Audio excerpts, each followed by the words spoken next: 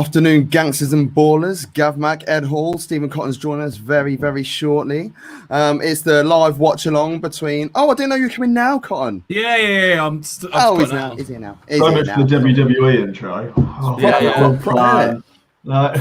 Don't worry, I'm here, guys. I saved it. Don't worry. Thank God for that. Right. Arsenal versus Leeds United. Leeds United without a win in London for 3 years, so we know it's going to be happening today. Good stuff. Of course, you can subscribe to us on all subscribe and follow us on all social media at Top Football on Facebook, YouTube, Twitter, Twitch, and Instagram. You can also listen to us, not for watch-alongs, but you can listen to us normally via Apple Music, Spotify, Google Play, etc., at Top Football. And if you put our name in Google, our name comes up first. Shiny. I'm an Arsenal fan. Ed's a Liverpool fan. Cotton's a United fan. We're watching Leeds. We all hate Leeds, apart from Ed. Yeah, don't have an opinion on them. No, couldn't care less. The media love them, of course. We need an Arsenal victory to make it 4 points for the top team. Yeah, great. That's what we need. John being left out again. Yeah. Well, we need to try and get some points on the board. Let's have a look at the lineups. All right, I'm putting a bet on Leeds to win 10-0 now. Yeah, it's probably going to be about 6-1. Arsenal, it appears they're going with a 4-2-3-1. Bernd Leno in goal, back four of Cedric keeping his place at left back ahead of the injured Kieran Tierney. Gabriel keeping his space again. David Luiz and Hector Bellerin holding midfield two. We've lost Gabriel. Holding midfield. Oh no, there we are. Oh yeah, as holding midfielder of Xhaka and Ceballos. Odegaard making his first start for Arsenal since his loan move to the Gunners, and then Smith Rowe and Saka supporting Aubameyang playing through the middle. What do you think of that lineup, gents? It's a strong looking lineup. Obviously Smith Rowe has been playing well at the minute. Saka obviously has probably been one of the best, if not the best youngster in the Premier this season. I'm interested to see Odegaard get a start. But with Xhaka and Ceballos playing there, it should give him a lot of free rein to actually create and get into some nice spaces. So I'll be looking out for that. Back four, I just never trust an Arsenal back four. I'm not gonna lie. I'll look at even Bellerin has his moments, man. But I'll look at Luiz, Gabriel, and Cedric, and that it doesn't fill me with. I reckon Bamford's going to bully Gabriel today. Yeah, I can see that. Bamford's been in great form and probably get an England caller. Yeah, he probably will. Probably will, yeah. It's all our fault. Leeds are going with their usual 4-1-4-1. However, it is quite a fluid 4-1-4-1 with Meslier in goal. What appears that Alioski will be starting at left back, although it could be the util man Stuart Dallas. The rest of the back four compiles of Cooper, Strike, and Ayling, former Arsenal youth prospect. Click is in the holding position ahead of the injured Calvin Phillips. A midfield four of Harrison, Shackleton, and as I said, it appears to be Dallas. It could be Alioski appearing in that midfield. And then in for Rafinha. And they are supporting Patrick Bamford up front. Ed. Patrick Bamford is the greatest striker we have ever seen in the Premier League. Never said it. Cotton. I mean, yeah, they've just spent the pre-match just there showing the last time where Arsenal beat Leeds 5-0 and showing Henry, and I'm with Ed. Henry has absolutely nothing on Patrick Bamford. Yeah, I agree. Best striker ever to play in the Premier League. I'm hoping if we overhype him right now, I'm really hoping if we overhype him, he'll have a terrible game and he has to go to the Euro. He has to go to the Euro. Yeah, he's a no-brainer. He's a no-brainer. I mean, I just had a look on Bet365, and him to score 30 goals in the Premier League this season is literally gone down to 1-3. 30 goals? Yeah. So we're trying to pick him up, Cotton. Oh, sorry. We can't even do it. I thought that was serious odds. I was going to be like a Premier League striker hasn't hit 30 goals since like Suarez. Like, Oh my god! And of course, you can stay tuned after the watch along for the Premier League review show, which will be happening straight after, where we'll be talking about everything that's happened in the Premier League so far this season. I've got the Arsenal lineup just about to come up, so I don't know where we are. We might. You've already got it. We'll sync on a second. Oh, I was about to tell you, can't do that because I've got Aubameyang. Yeah. I've got is that Ceballos and Xhaka? Yeah, I've got Ceballos and Xhaka right now. I've got the Leeds lineup now. Wow. That should be the new advert for like Virgin or BT. Just two lads doing a live stream and then one's like, yeah. I'm so far behind. Well, you can have super fast broadband if you use exactly. I'll tell you what, man. Maybe we should make a partnership with BT. I'll get down to that level. I'm down for that. Should we just pitch it now? And what we'll do, what minute was that on? Right, okay. We'll save that clip and then we'll send it to him. We have 6 subscribers. And if you haven't subscribed already, you can make it 7, 8, 9 or 10 by subscribing to us on YouTube at Top Football. You'll be able to get in contact with us that way. Lovely stuff. Exactly. Yeah, it looks like Alioski is going to play left back. I quite like that kit. Their Arsenal time kit's really nice, man. I could have. I mean, the Leeds kit's not that bad. The gold Adidas and the green. Can't say that. Yeah, not allowed to comment on that. Do you want to comment off air? Yeah, I'm not very confident. I know what Leeds are like, and I know how Arsenal don't know how to play against opposition. If that makes sense, it's like, this is our lineup. This is how we're playing. I'm getting a score draw today. Score draw. I've backed Arsenal. You backed Arsenal? What on? You actually put your money where your mouth is? Yeah, I've backed Arsenal. Yeah. How much you put on? $1 million. Only 20, but it's a bet builder. But it's Arsenal to win. Over 2 cards in the game, over 1 goal in the game, and over 6 corners. I've just got the cards is going to do you. No, it won't. There's been loads of cards today, man. Yeah, but it's you betting on cards. Yeah, exactly. Like, all I needed the other week was I just needed 1 yellow card, and Ramsdale comes flying out the box, takes player out, gives away a penalty, doesn't even get booked for it. Like, cheers, referee.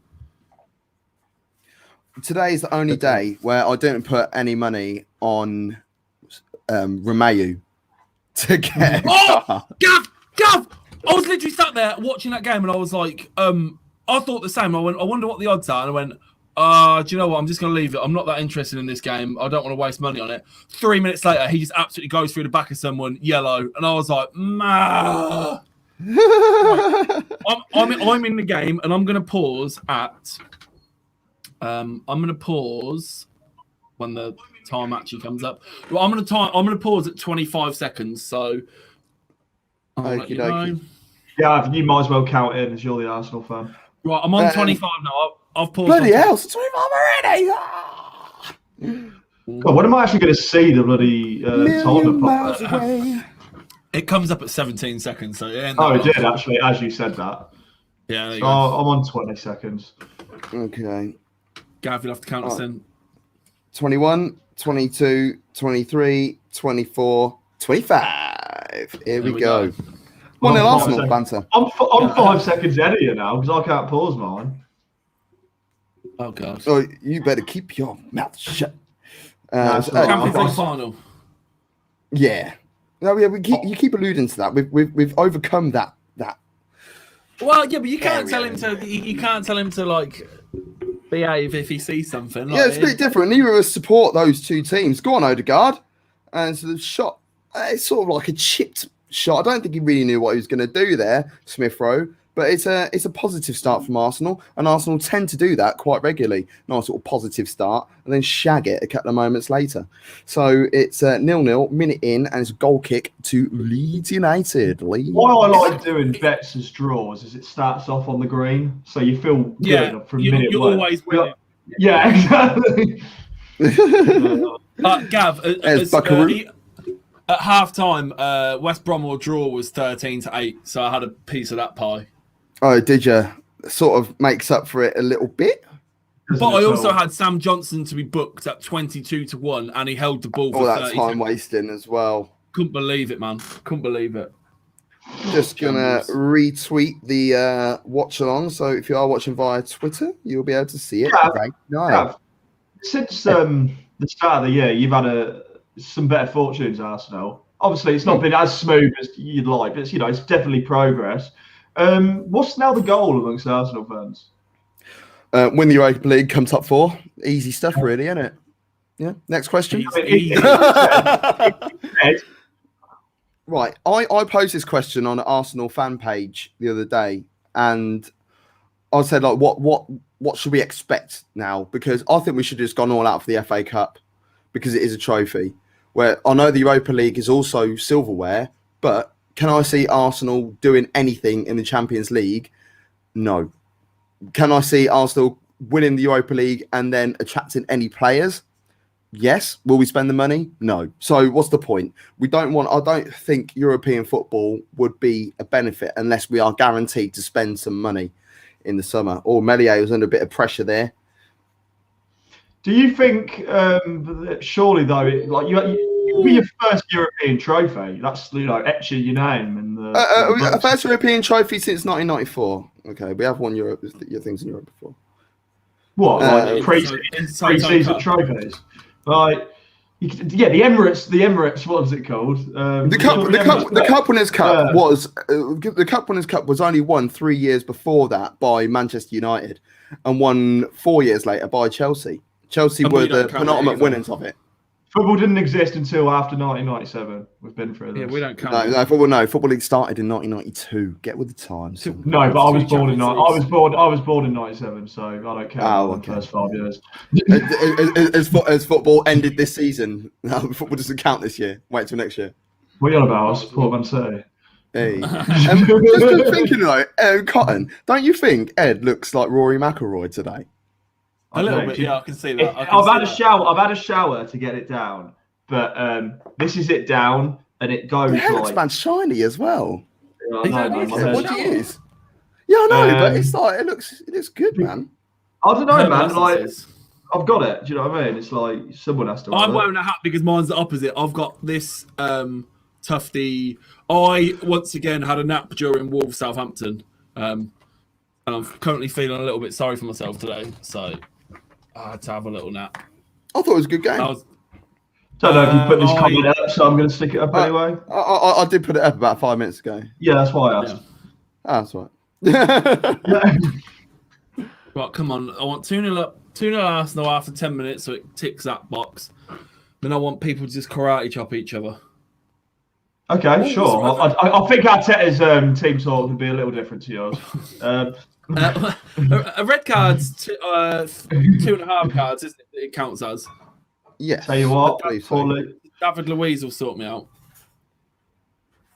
David Luiz and Gabriel should as well. That's poor. Yeah, we are. Yeah, we are. Hold on. We're them boys.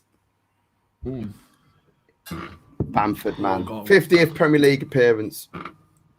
It's going to be brilliant when he scores the winner in the Euro. Oh, don't. Oh, my God. Could you imagine? I'll put the money on for it. Care. I'll tell you what, Gav, I am surprised you've not put money on Bamford to go to the Euros. As like an insurance. It's like an insurance bet. I know. It's getting late now, isn't it? It's going to be. I mean, the odds drop the more you don't do it. I know. And when we get a massive injury to say one of the star strikers, it's going to be Harry Kane. Yeah, Harry Kane and Danny Ings get injured before the end of the season. Oh my God! And that's quite likely. At least that is quite likely. Kane, yeah. It's good toes there from Bellerin.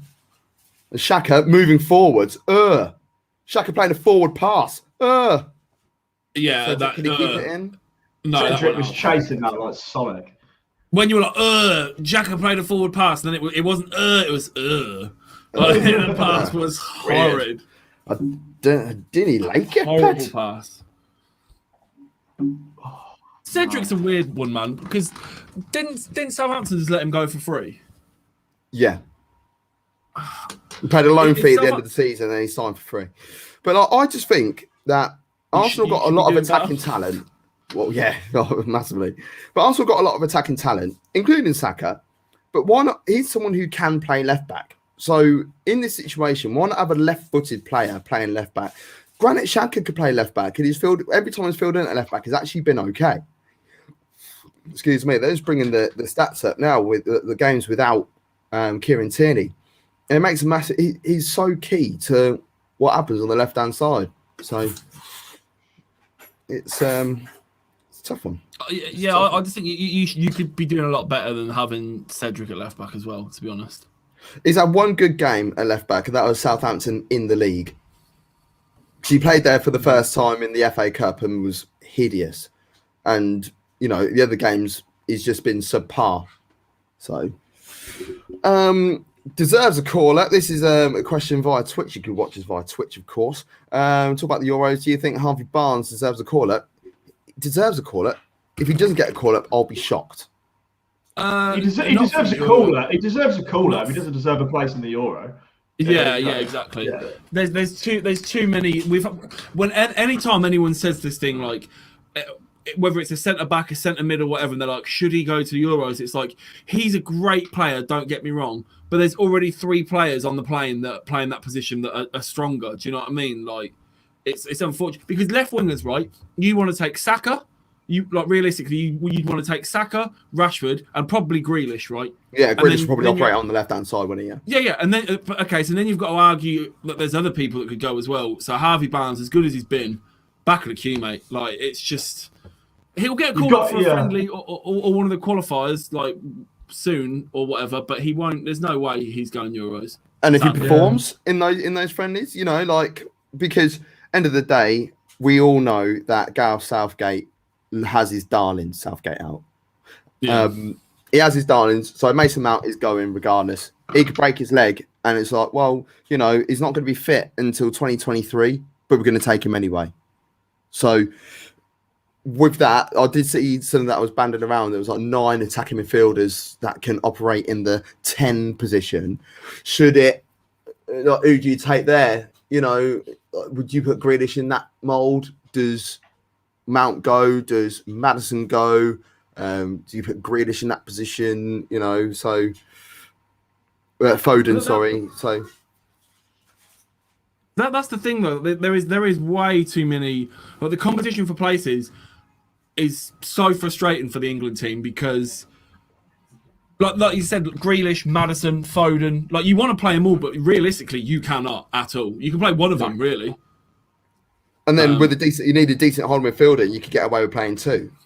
But can Declan Rice do that in a pressure position? I know Henderson could, but Henderson would rather play that like slightly ahead of a defensive midfielder. Unless you're playing a 4-2-3-1, and then you got to remember awful touch from Suarez. This is a weird Euros because you're not just basing it on the previous season. The Euros were meant to be last year, so you're effectively basing it on 2 years worth of great football. I mean, some players will feel unjust if they didn't go based on the last 48 months. And Harvey Barnes is 23. You know, I'd aim for the World Cup when he's about 25, pushing 26. Yeah. You know, when he's about to hit his peak. Like, he's definitely got the talent, without a doubt. Like, I don't think you could argue with that. But he's not there yet, I wouldn't say. There was a report going around saying that he can only play if he's angry. He can only play if he's angry? Yeah. Harvey Barnes. He has to get wound up, and if he's not wound up, he doesn't perform. Someone has to wind him up, and then he plays. Oh, what a special little flower! Ooh, yeah, that's a bit of an odd one. That is. Is that something he said? Like, genuine question: are Everton a tin pot club? What's a tin pot club? You got. What are Everton? Well, they're 3 points behind Liverpool with 3 games in hand. So I mean, what is a tin pot club? Like a Mickey Mouse club. Like they are nothing. Like they never will be. Oh, Bamford. But I mean, in the grand scheme of English football, which you've got to really base it on, because there's only so many teams you can compare across Europe. Realistically, I mean, how often do they meet? Once a year, if that. Everton are a massive club in the grand scheme of English football. Multiple FA Cups. You know, they've created some brilliant players, historic. I mean, all titles as well. All rivalries aside, man, Everton are one of the biggest clubs in England. You know, everyone knows who Everton are. And they're doing well this season as well. Yeah, they have done well this season. The issue is they haven't won a trophy of any variety since 1995. Yeah, but it's harder to win trophies when you've got the same clubs dominating the top financially. And even though my clubs is one of them, I still stand against that. Everton were always going to be struggling to break into that top 4 and then that top 6. Wait till there's a top 20, right, then you do. That's what they're trying to do. They're trying to edge it out, you know. Long and short of it, England National Premier League would love it if there was no promotion and relegation. They would absolutely love it. Oh, there's his sound. Everton. He's off. He's back. But yeah, Tim Pot. Everton are massive. No, definitely not. Yeah, that's boys over 401 team. Make sure you watch their stuff as well because they're absolutely freaking brilliant, man. Bamiyang. Go outside! Go outside! No. Go outside! Great we take finish. it. Come on then. Go outside! Another one and we'll tick it off. Come on, son. Over playing through the middle. I'm looking at the keeper there. Oh my God, yeah. If that was Pickford, we'd all be kicking off. Let's be honest. But I don't care. It's gone in the back of the net and it's 1-0 Arsenal. It's good that it's Aubameyang as well, doing the world of good. Yeah, he really needs that. Nice ball. Cutting in from the left. He's been given way too much time and space there, man. Oh, he's given way too much time. Is the keeper unsighted? It has travelled through 2 bodies. No, it has, but no, you've got to do better. Is there any chance we can VAR this for no reason? Yeah, please. Yeah. They will find the reason this season, trust me. But yeah, keeper needs to be doing way better there. But we move 1-0. Scoring an early goal. What the hell is going on? Give me some early cards, and we're just laughing here, man. Chuckling all the way to the bookmakers. There we go. 1-0 Arsenal in the first half. We are 14 minutes in. So our number 14 scores on the 14th minute. Lovely stuff. On the 14th day. On the 14th day. Oh my God, yeah. Yeah. Doesn't work. On the 14th, yeah. In a dark street. In a dark house. 2 Funny Bones. Yeah. I love Funny Bones, man. Funny Bones is sick. It was a good time. What a time to be alive. Biff, Chip and the Magic Key. Funny Bones. Yeah. Wild times, man. God, I would to be young again. I know. But to be fair, I was never young. Yeah. I was never young. I liked to touch a frost when I was 13, mate. I was never young. Touch Frost was kind of sick, though. Let's be real. Mate, I've still got every season on DVD. I've got every season on DVD, mate. What the hell is Touch Frost? Oh, Lord. A Touch of Frost? What are you on about? David Jason, man. Detective. Who's David Jason? Don't even make me say it. You're nibbling now. I'm not even nibbling. I genuinely, you might think Del Boy. Yeah, I know Del Boy is. Fucking Christ. What's Del Boy in? Only Fools and Horses, of course. Oh, okay. I watched. You know, we did other stuff. I literally have. No, obviously not. I have a tattoo, for fuck's sake. I literally have David Jason as Inspector Frost. Like, wow. Yeah. He is G though. He is. He's one of the. He's like English legend. Yeah, I mean, like the day he goes, national Trevor treasure. McDonald goes, and Attenborough, the 3 of them. As soon as they go, literally, just. What's that button in Switzerland which could blow up the world? Whatever it is, just press it. Yeah. Just mate, all I've got in my head now is the Touch of Frost saxophone music, man. Oh, here we go again. Oh, Odegaard trying to pick locks. Right, start chopping. How has he kept this ball? Back to the England chat. Is he given a free kick for that? Yeah, I was going to say, about time he gave a free kick for that. He's been kicking him on the ground for about 20 minutes. Exactly. The longer you leave that, the more you're running the risk of someone getting injured from just getting kicked out. I'll be honest with you, I don't think there was anything wrong with that. No. Oh, you could argue it should be an Arsenal free kick for abstraction. Yeah. No bother. Bucky is watching via our Facebook page. He is part of the Super Top family. Thanks very much for getting involved. Our closet gooner, sorry, is actually a Spurs fan. Closet gooner. Wow. He's a closet gooner. I was meant to say, yeah, I got it the wrong way around. You can never pick the right squad for England until Southgate actually makes his mind up on how he wants to play and be consistent with his formation. I mean, I agree with that because he has mixed from playing 3 at the back to 4 at the back. Sometimes he plays 4-2-3-1. Sometimes he's playing 4-3-3, like wide forwards. He needs to know what he's going to be doing. But I think just the 3 at the back thing, you know, not enough teams with core English players play it. The only player that really benefits from 4-2-3-1 Cody is Connor Cody. And that is it.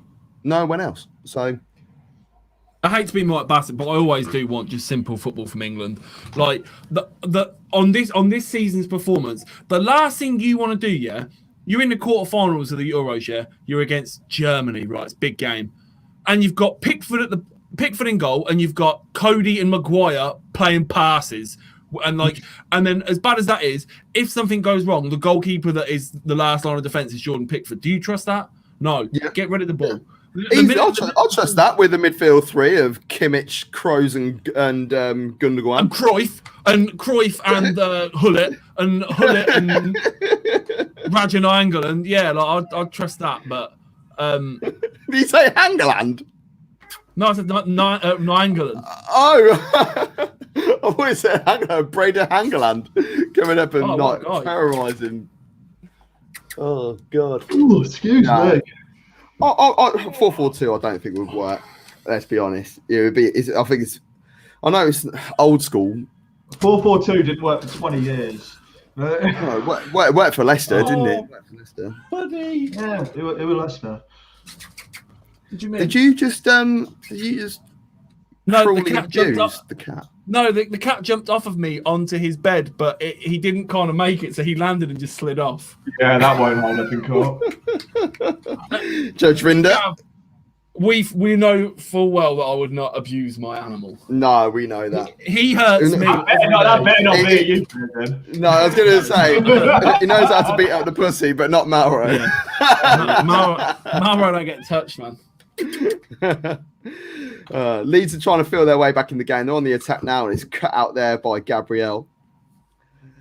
It finds Alioski in the left back position, which is honestly making me want to throw up. Playing left back, and he's wearing number 10.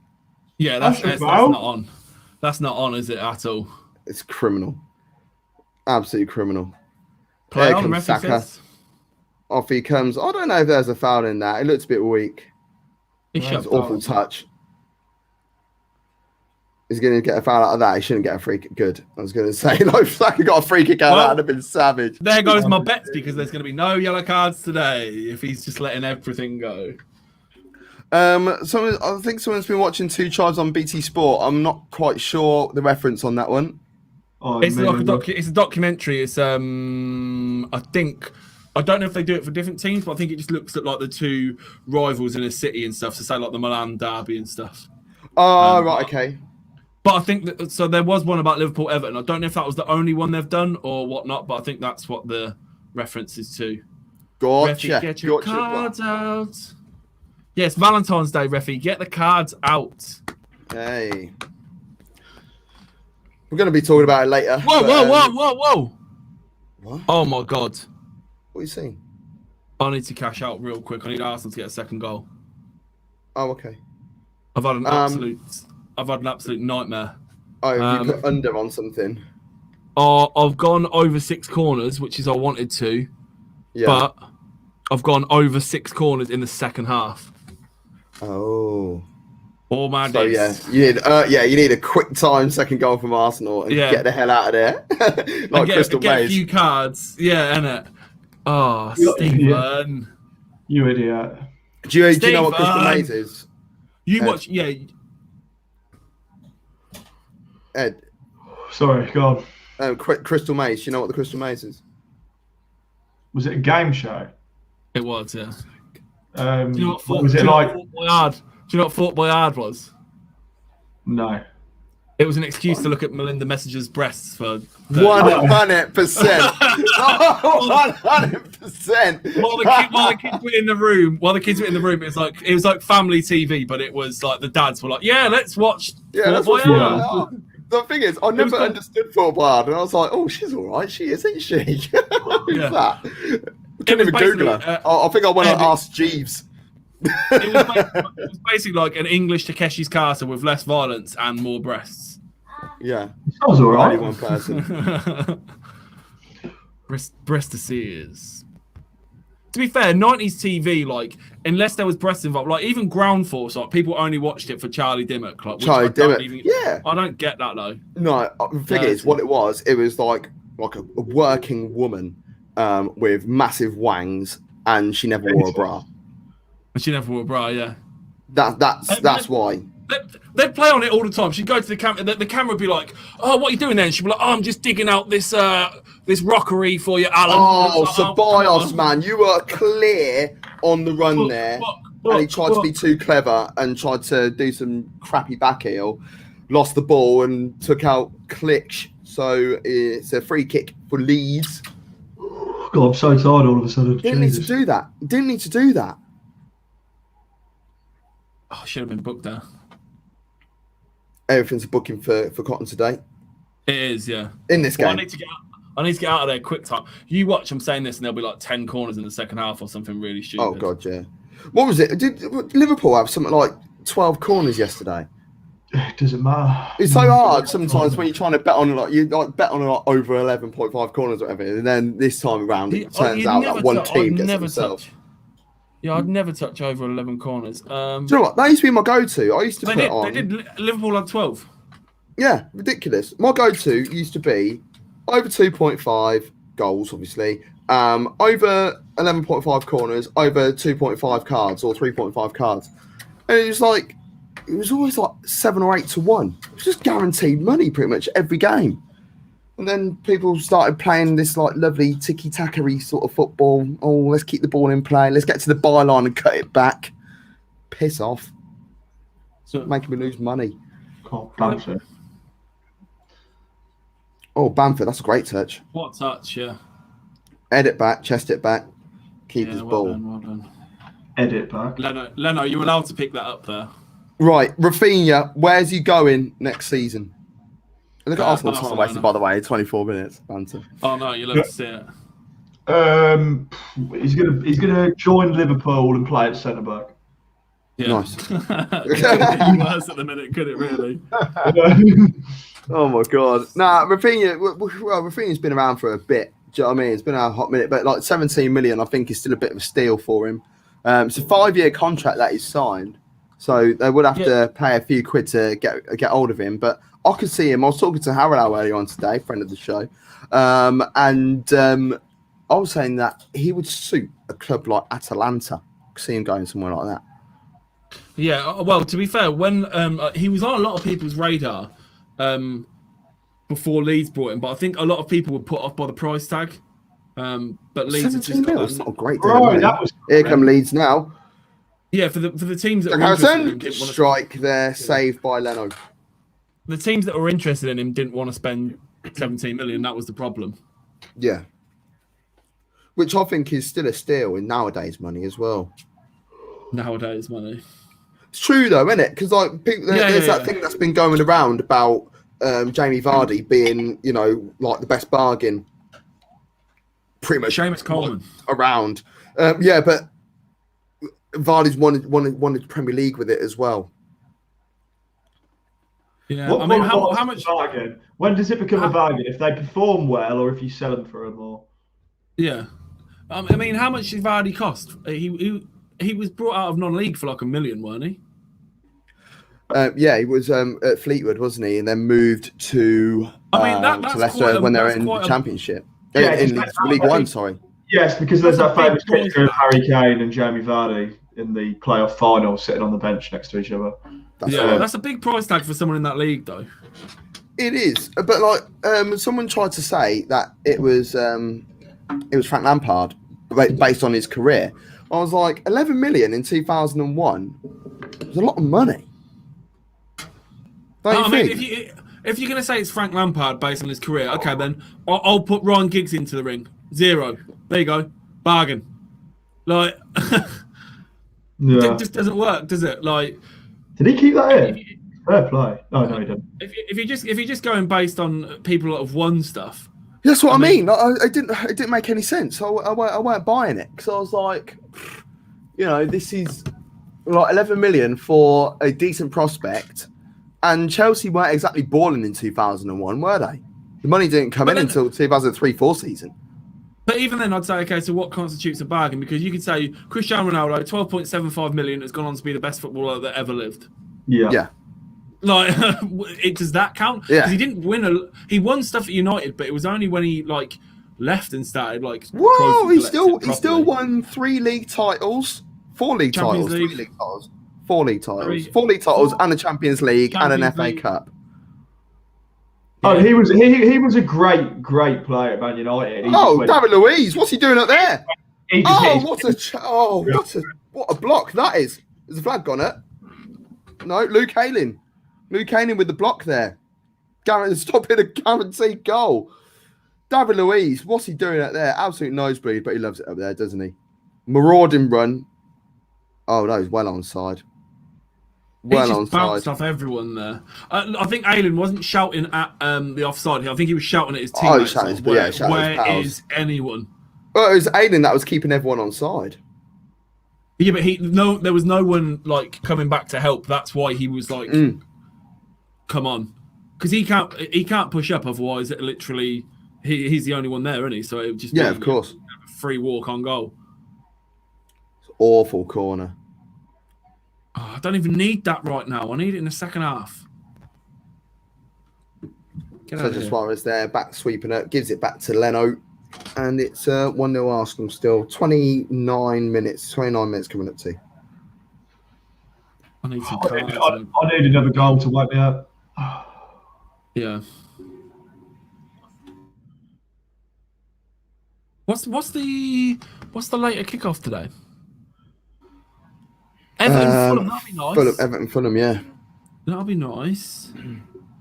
We should be. I reckon that's going to be quite. Yeah, that will be quite expansive. I reckon. Well, we've only got 7 games to rattle through on the old review, so we should have enough time to watch that. Wait, I thought we were going to do the review show after this. Yeah, we are. Yeah. Oh, sounds.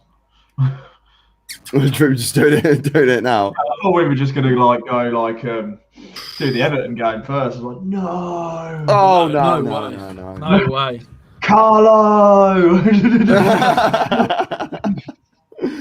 Oh God. Right, come on then, boys. Day to get another one.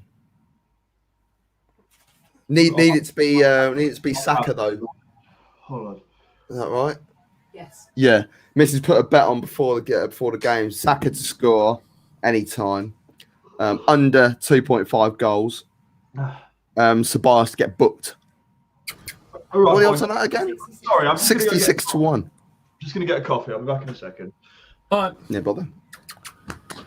Yeah, 66 to 1. It's like, whoa.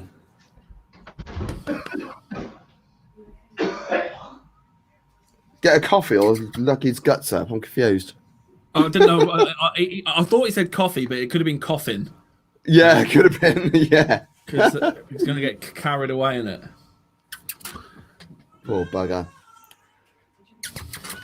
Leeds need to think of something to do here. I mean, where's the Leeds United that have got everyone's attention being proper media? I think you grabbing the first goal is kind of just not taking a game plan, but that they can't really just test the waters and see what happens. They've got to go for it now. But Arsenal have all the balls, so they'll only get themselves caught out. So it's just a case of what can you do? You just have to keep pressing the ball, I suppose, until someone makes a mistake or until something materialises. The thing is, Arsenal don't like playing under pressure. As soon as pressure gets under Arsenal's skin, they crumble. So I think Leeds need to, up their pressing game a little bit more. And I think that will help them out a little bit. Arsenal are having a lot of a lot of fun going forward as well. Like it's not just like an Arsenal performance where they're sitting back and countering. They are properly going for it today. I think it's something that has been required for quite a while, really. Because when Arsenal do play on the front foot, they do look good. I mean, like we go back to the Wolves game where Arsenal lost 2-1.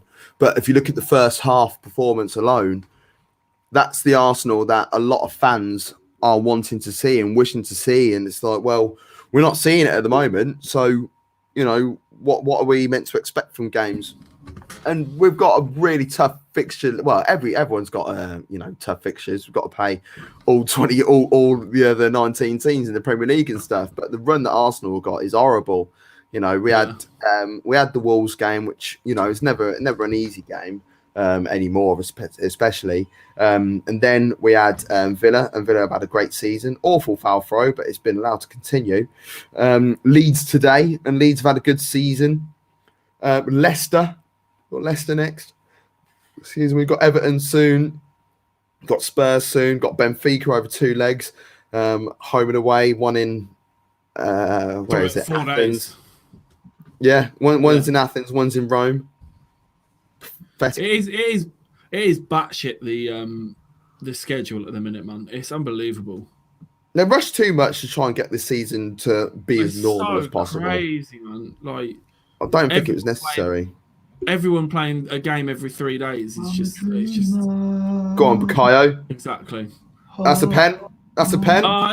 He's not giving. He's giving it. He's giving it a pen. Yeah.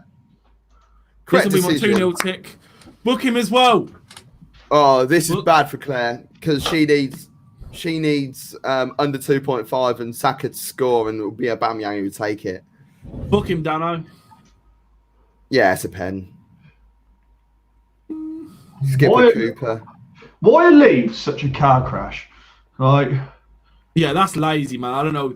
Saka's just way too fast for many. I mean, he's already gone past you. Just don't even stick a foot in. Just he's gone to cut the angles. He's trying to make out like he just leaned on him and didn't mean anything. But you look at his legs; he's tangled. Shouldn't take too long. It's not the most stone wall you've seen this year, but it is. No. But, we have seen them not given for accidental tangle of legs and stuff or whatnot.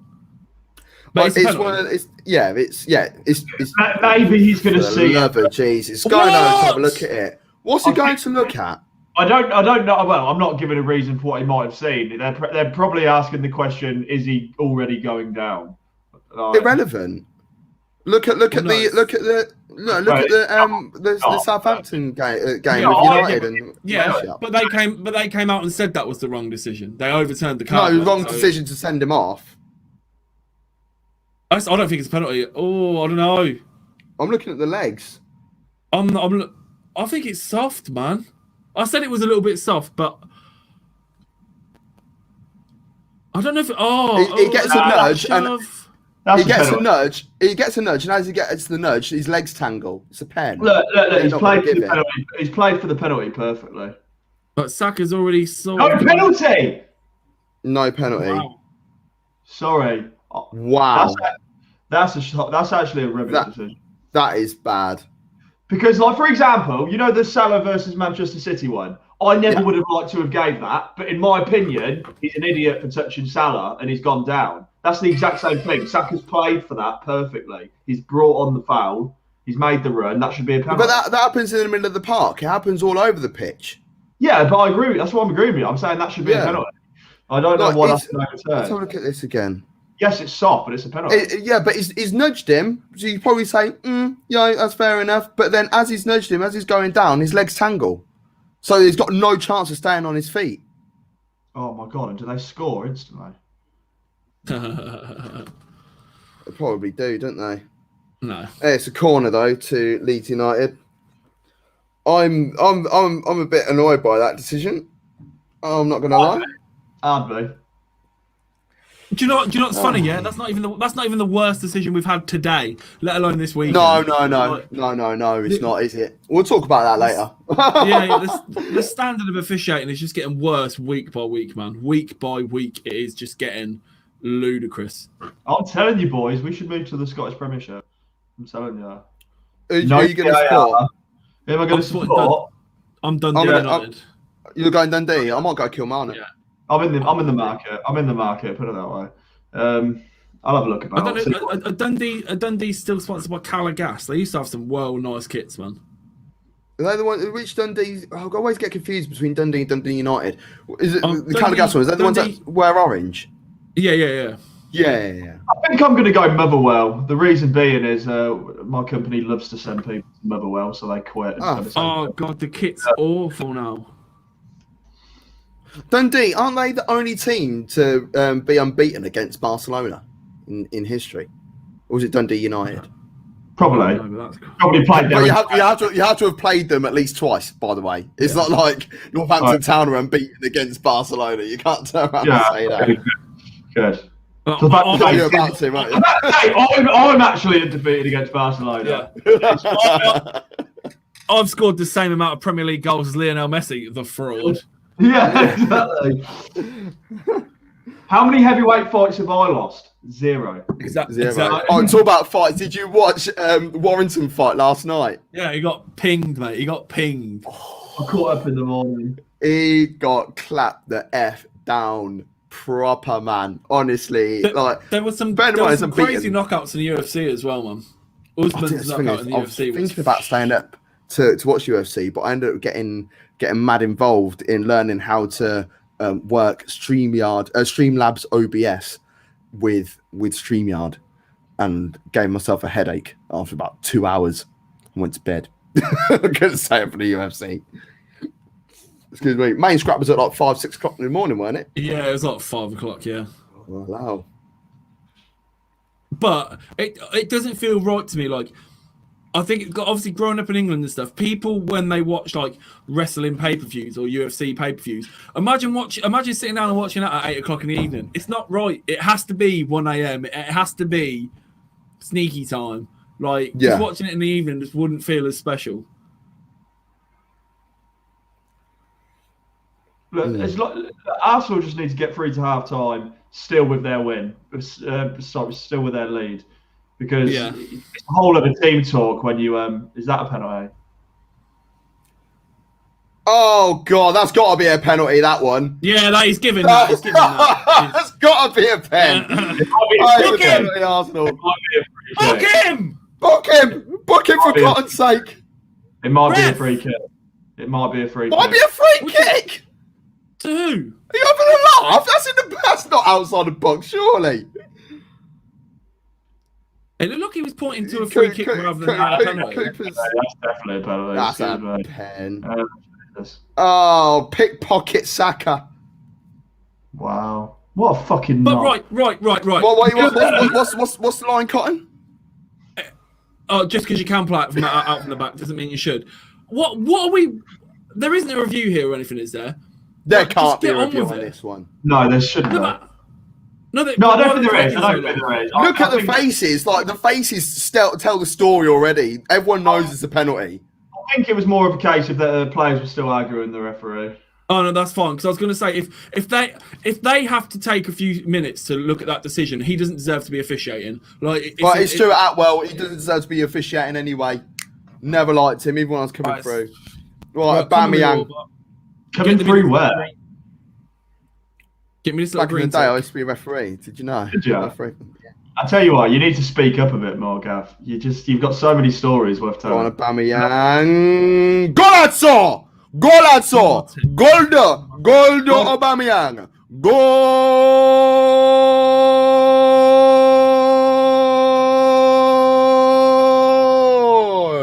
I hope he has to retake. No. Yeah. Goal de Aubameyang. Come. Wow.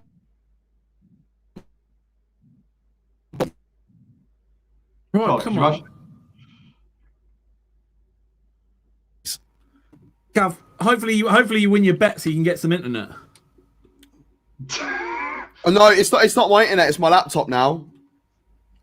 I've got OBS and Streamlabs OBS on my laptop and like loads of other stuff. You made OBS sound like some sort of form of like sexually transmitted disease. Like, I've got the OBS. Yeah. Yeah, that's what my laptop's got. It's got the OBS. It needs to go to the hospital, but because of COVID, it's taken its fucking corners on there, man. It might come good. Oi, come on, boys. I like seeing Arsenal win. It doesn't happen all the time. Oh, I miss winning. Me too. Especially Arsenal too. I want to know what love is. Do you know what I love about this Anfield record? I love the fact that we obviously did that extended period of time, and now we've lost 3 on the bounce, and it's like, whoa. Let's just absorb this up now before we lose. Right. Okay. If we can't hold the record for we can't hold the record for most wins in a row at Anfield, how about we hold the record for most losses in a row? Yeah, exactly. Stick it out there, you pricks. Think outside the box. Can't win the Champions League, but we can win the Championship, bitch. Hey. It's a trophy I haven't won yet. Do you know what I mean? Like you've won the Premier League, won the World Club Cup. Like, to be fair, like as much as like longest ever holders of it as well. The thing is with the Club World Cup, it means a lot to the rest of the world. Do you know what I mean? It's like it means nothing. Well, do you know what? It meant everything to Liverpool fans last year. Let's be real. It meant everything to Liverpool fans. Of course it does. Because if you're in it, you get to be world champions. How often do you get to do that? Hold on. When Liverpool won it, yeah, even the English press were like, fucking world champions. Bayern Munich won it, and they're like, yeah, that's right. Yeah, but that Bayern Munich ain't an English team. So, no, but they're world champions, though. No, but since we're listening to English media, and they're going to suck off England more than they are going to. Liverpool more than they are Bayern Munich. And when Man United won it in 2008, social media game was not as prominent as it is now. I'm telling you that. Fair point on that. You make a fair point. Like Man United would have been just the same had it happened in the same year. It's just the media love to just build you up to bring you down, like we do. Yeah. Fuck you, Patrick Bamford. Yeah. Get on the score sheet now. Oh God. Tell you what, good half for you lot. What I'm going to do is I'm going to make at halftime. I'm going to make a nice little corner counter to go in the corner of my screen. Just go down, Saka. Just go down, bro. Go on, Saka. Go on, Saka. Find a man at least. That was great. That was Valentine's Day and all. This is good football. This is some great football. Ah! I think there might have been a goal. Come on. Sorry. I couldn't even hold that. Go on, Hector! That's a joke. I'm sorry. Go on, the boys! That one was fucking sick. Well, there goes Claire's bet. Oh, Alexa, off. VAR! No, shut up. No, there's not. It's given. Even bet 365s. No matter what goal, now I always go, I don't know. Every time. He scored from 45 yards and it's gone straight into the corner without touching anyone, but I don't know. I don't know. What happened in the build-up in the tunnel? Oh, Ceballos with the Megs in that as well. Bellerin meant to fucking pass that across goal. I'm not believing Bellerin did something good. It's been beaten in the post twice. Bellerin's going, all right, he nipped this across goal and then, oh shit. Valentine's Day, I'll beat your near post if you want. Yeah, hey. Exactly. He was never expecting Bellerin to shoot at his near post. Fair play. He would have thought 3-0 and technically should have been, a penalty earlier. Not to say it would have been 4-0 because that's not how it works, but that. Stoppages. But we're not talking about stoppages today, are we? I tell you what, though, Leeds have been brilliant, though. Yeah. Oh, yeah. You've got to give it to him. You've got to give it to him. Fuck off. That's the thing. Once they concede one, it's an absolute vortex with Leeds. Like, yeah. Right, can I use that? Because they don't have any defence at all. It's just midfield attack, goalkeeper. Shoulders, knees, and toes. Yeah, I mean it's exciting for the neutral, but surely not for Leeds fans. Like I don't. Oh my god! Oh my god! On paper, this is a really tough game. So. Oh, massively. Is there anything like people who do this deserve to be taken to the gulag and absolutely flogged to death? Is Which there anything gulag, worse? though? V1 or Any? V2? Oh, V2 because it's even worse. Yeah. Is there anything worse than downloading a PNG and then you open it and it's still got like it's got the background on it? Like, why have you done this to me? Do you know who's impossible to round find? Modern managers. Do you know how long it took me to find Arteta and Bielsa PNG? I found them up and kill them. Oh my god, Arteta's this. You've just got Arteta as a player, and then the same one of him as a manager, and then Bielsa. Internet's never heard of him. What is that? We got the Chinese flag. What the fuck's that? Yeah. That's unbelievable. This is ridiculous. There we go. It's half time. So Leeds are trailing at the 3. Yeah, I agree with what Gav just said. Yeah.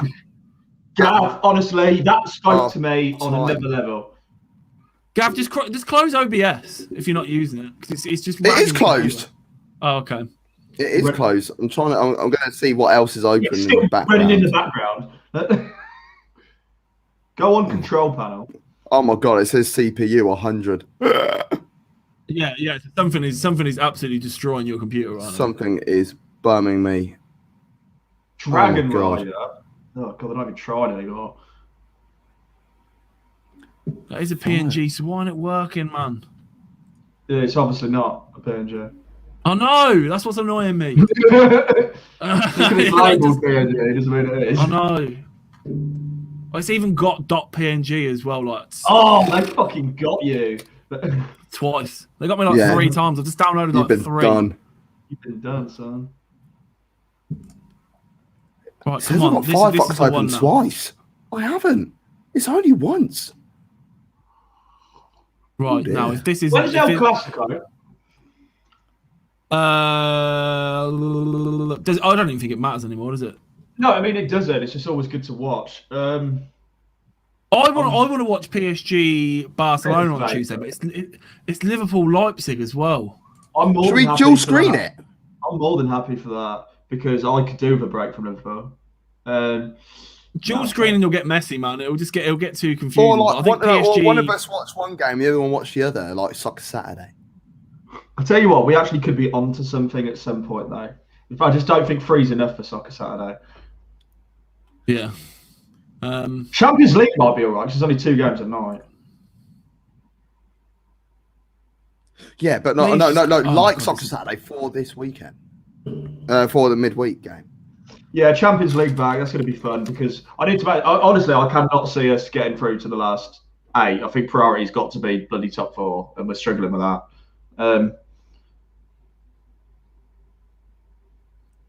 Right. I don't know why it's consuming so much. I don't know what's happening here. What do you mean?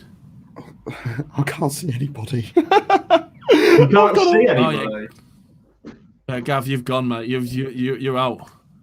You're out of touch. You're out of luck. Right. Hey! Oh my god, the flag. Way, jeez. That was ridiculous. Right, get a little corner flag over the picture of my nephew. Let's get it. Right. So I'm gonna have to do a little text box in there as well. Oi, oi, oi. Right, you watch me get no corners now. But I'm not stupid. If I get something, if I get like 4 corners, if I get like 4 corners, yeah, and if I get like 4 corners, I might just dip and just like. Oh, I need the cards as well, though. This ain't looking good for me, man. What am I looking for? Gotta get the right font, haven't we? Gotta get the 2 up top font. There we go. Right, so we're on 0 corners for the second half. We need to make that. We need to make that happen. I think I've still got. I can't believe Arsenal are actually winning the game of football as well.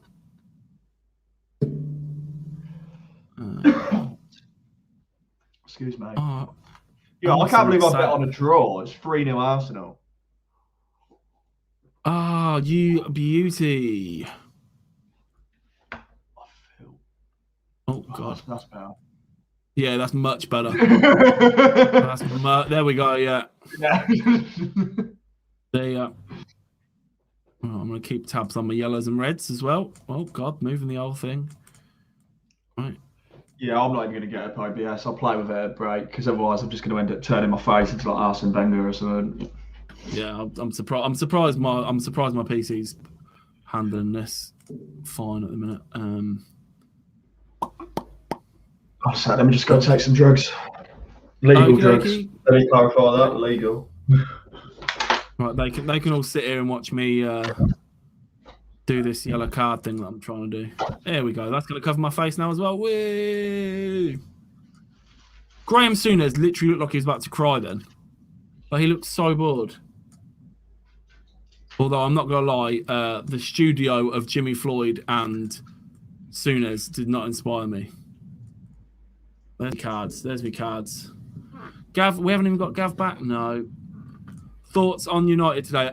Adam, I know you're probably just being really nice and helping me talk about something while there's no one on screen with me. But I honestly don't even want to talk about it until the What's on United today? Don't get him started. Yeah, if I talk about it now, if I talk about it now before ruin the show. Yeah, I'll just get mad. Just give him a brief summary. You're obviously not happy. Yeah, I mean, we literally just we weren't playing football until like the 40th minute.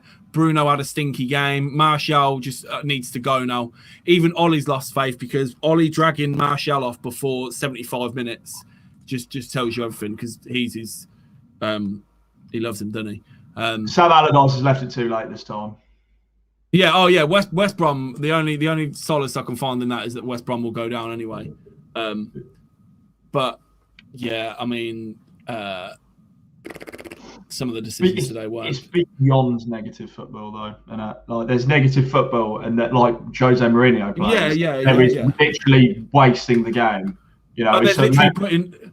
Yeah, go on. Yeah, there's literally. I knew the problem was as soon as they scored after 90 seconds or whatever it is, it was literally like, well, that's it because that West Brom, that's 27 men behind the ball. Yeah, 27 men behind the ball for the next 89 minutes. Like it is what it is. And if it works, man. Like it's then the onus is then on us to break them down and do something with it. But and we didn't. So what? Like, is what it is, isn't it? But I mean, I'm not on about adding rules. I'm just like having a bit of a laugh. So they like you could introduce a thing like if a team in the bottom 10 scores X amount of goals, they get like 6 points. At the end of the season, and then that'd stop these lower clubs just going nope, boom, and then you realise that 75% of your games is just you trying to get that through a brick wall. And then just blast doors up. That's it. We're gone. Like because as much as I do agree with the because me and you say this all the time. Why should teams go full blast? Because even though I hate it when it's happening against my team, it is very true. The amount of money in the game. Their squad is very limited. Like that is what they can do. Like their game plan today. That Dianya, he's like what 6'4", built like an absolute monster. A new striker.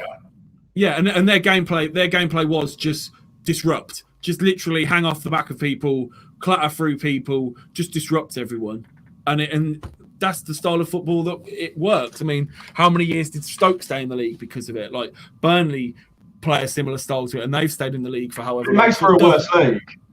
Yeah, it's just frustrating. But like, look at Leeds today, 3-0 down. We can't all play exciting, lovely football because you'll just get tumped like this every week. So it is a fine line. But that's the same. Like you were saying about Liverpool in the Champions League, right? Like at the minute with us, I genuinely don't see like finishing top 4 money wise and attracting players wise because we're in the Champions League is great. But it's like. And I know this is a really reactionary thing to say, but it's like if you can't beat West Brom on a Sunday, what's the point in playing Barcelona and Juventus on a Wednesday or a Tuesday? Like you need to get your simple things done right first before you start worrying about things further afield. I get what you're saying, but as someone who's evidently not a Manchester United fan. I've seen improvement in you even from last year. From the point Bruno walked through the door and changed your season to this year, you've been, you had a rough start again, but that was an element of not having any pre-season. Also, some poor performances, but we all have them. Yeah. And then you've come back, and this team looks stronger than the team Ole Gunnar Solskjaer inherited. And then another summer transfer window with top four. Let's say last year you got top four. And you got to the semi-final of the Europa, and was it another one? I'm not sure. FA Cup final, FA Cup semi. FA Cup semi. So let's say this year you get to the top four again, you win the Europa League, or you win an FA Cup. I mean, there's still liable options. That is further up the scale, and then you just add a couple more players in, and then the bigger prizes become available. But that's the problem is if we get people in the summer. Like I literally said to my mate after the game finished, and this wasn't a reactionary Solskjaer out, as in like I'm sick of him, but it was a case of we're at a point now where if we genuinely want to do anything, like if we do want to challenge for this title, well, not this title, but if we want to challenge for the title next year, either back him in the summer and buy him a centre back and buy him the players that we need, or you might as well just get rid of him now. Because if you're not going to invest in the process, there's no point. Because like you said, we've come so far in a year, but if we let it stagnate and we don't do anything, we're just going to go back and backwards, and what's the point? So it does need investment. Because I don't ever want to see Lindelof and Maguire playing together ever again. Do you not? No. Do you know what? I always defend Maguire, and it's not always his fault. But I'm coming to the end of that now. It's getting really hard, and I know he's the captain. But after every game, and coming out and being like, "Well, I don't know. I thought we were all right. I thought we created enough chances." We don't want to hear you just be like, "Yeah, we're shit." Do something about it. Come out and have a bit of oomph about you, man.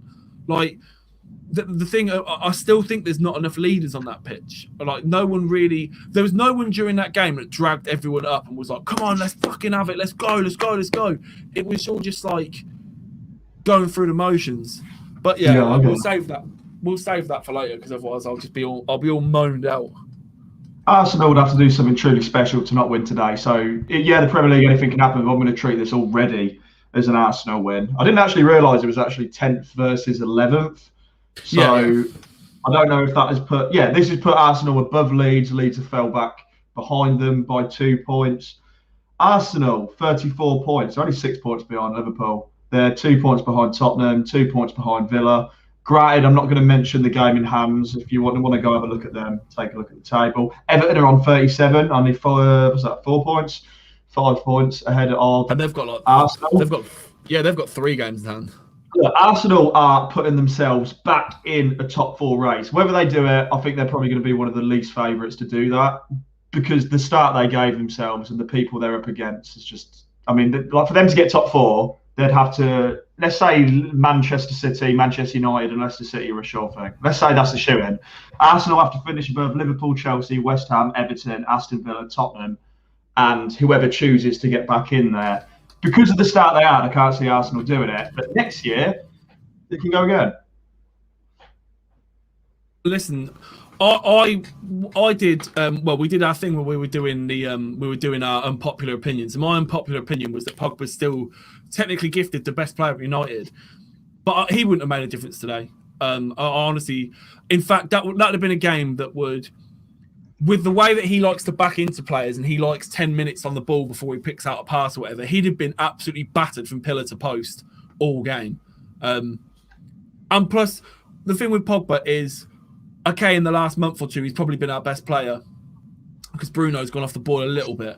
But I'm still in that mood with Pogba where I'm like, fuck you, man. Like if you want to go so badly, then go. Like you can't just keep holding us for ransom and having your agent come out and talk about you want to go, you want this, you want that, and then you put in a few decent performances, which that should be minimum. Those performances should be what we get from Pogba, minimum. And just because he's put in a few good performances now, he thinks he can do what he wants again, and it's not the case, man. So, I mean, when that shit came out of his agent, when he was like, "We want to go, we want to do this," I wanted to give him the Ozil treatment. Put him in the resis, man. Put him in the resis till he's gone. Because if that's his attitude, and he don't want to play for the club. Yeah. We've spoken about this though. We've assumed that. I mean, even prior to the Man United's good fortunes, that Pogba didn't quite work out, and despite everything, he will probably find either be out last year, which didn't happen, but he wanted it, or this year. Pogba's going, just because Donny van de Beek's not playing, Donny van de Beek's probably going to be filling that role when he's gone. Yeah, that's what it was brought for, man. Yeah. Like he was never Pogba probably wasn't meant to be there this year. If it weren't for COVID, Pogba probably would be somewhere else, and Donny van de Beek would have been. We don't know how long that was lined up. I don't know anyway. You'll know more from a Man United fan's perspective, but maybe that was planned. Pogba was meant to go to Real Madrid, and that's why van de Beek's not playing. We don't know. Right, I need to change. If I'm Ole Gunnar Solskjaer, if I've got Pogba and Donny van de Beek and Pogba's showing me more in training, I'm going to put Pogba on. Simple. This game isn't a 6-pointer. This game was a 6-pointer. Arsenal have already won this game. Does Gav have to keep going into Canva to edit that so it doesn't say half time and full time? Because I'm not messing around with that. Wait, how is he doing that? I think he's just editing it as it goes along through Canva and then putting it in. That's what we do. Isn't it? No, what do we do? We use banners, don't we? Yeah, we just usually use banners. Oh well, we'll just leave it as it is for now. We'll leave it as it is for now because he will have all the templates and stuff. If he ever returns, that is. Right, Ed. I had to restart my stream, so I've just kicked off again. What minute are you? Where are you at? I got Costas coming on as a substitution. Still about to kick off. We still haven't yet. I'll pause for you then because I'm ahead. Do the same 20-second thing we did before. Right, yeah, I'm paused it on 45:20. Okay. So just let me know. Count me into 20.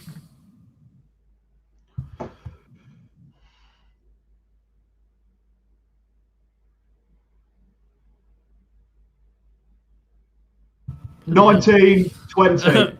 There we go. I was reading someone's comment. I was reading Pogba's attitude or Raiola's actions. In my opinion, Pogba has been a model professional, form willing. I mean, honestly, I can't tell if you're backing Pogba or. I think Pogba's been. Say he's been a model professional. I don't know if you're actually just literally being a troll there. Maybe he's saying he's doing it in terms of his performances instead of, and maybe he's only talking distinctively this year. Pogba's attitude. Pogba never looks that bothered when he's on the pitch either. Like his excuse for that is he says like I'm a serial winner, but then you can't just be happy and in a good place when your team's winning, and then when back's against the wall you can't be bothered because you're not winning. But fuck Pogba. Let's talk about Leeds Arsenal because we're back in the game. Back into the game, yeah. What do you think? What do you think about Leno? Where does Leno rank amongst Premier League goalkeepers? Right. Before Arsenal signed him, I loved Bernd Leno, man. I wanted him at United. Did you? I don't think he's that bad. I mean, show me a Premier League goalkeeper this season that hasn't made a mistake or had. Do you know what I mean? Everyone, as Edison, Alisson, everyone makes. What a goal! Aubameyang hat trick! Oh my god! That was Kevin Smith Rowe. Is that what he's called? Kevin Smith Rowe? Am I making that up? Emil Smith Rowe. Emil Smith Rowe. You're making a meal out of it. Hey! Aubameyang's got a hat trick. Leeds are getting pumped, mate, and you love to see it. Love to see it. Great goal, this. I pushed the wrong. Saka, looked like the chance was gone. Leeds, just get rid of the ball, man. What are you doing back there? Gets caught on it. Smith Rowe. What a ball that is. That pass is unbelievable. What an assist. I can see why a lot of the Leeds fans really Leeds fans. Do you think Aubameyang can get to the point where he starts popping again like he used to? Maybe this season, but I think it's a bit too. He's in the autumn of his career, shall we say? Yeah, I'll get that. But yeah, Leeds. This could get really silly now. The problem is with Leeds. When does it stop? When does the protection stop for Leeds? Because when they get relegated. Let's say they stay up this year, and then next year is a carbon copy because this football is always going to be rolling the dice. because you're going to win some, you're going to lose some. But you can't actually attain any goals when you've got that kind of mentality. You can't go, okay, we're going to aim for Europa League and we're just going to go out and give it 100% effort every week, because you're probably going to end up on the same amount of points. Yeah. I mean, do you know what? Like, until Leeds literally find themselves in the relegation scrap, whether it's this year or next year, I don't think the loving will kind of stop. If they get themselves in trouble and they need to start winning games, knocked out for a corner. Is that a corner? No, it's a goal kick. If Leeds do get to the point where they need to win games rather than like they're doing now, they are safe, so they can have a few games or whatever. Then people will start talking about being naive and wanting to grind out points rather than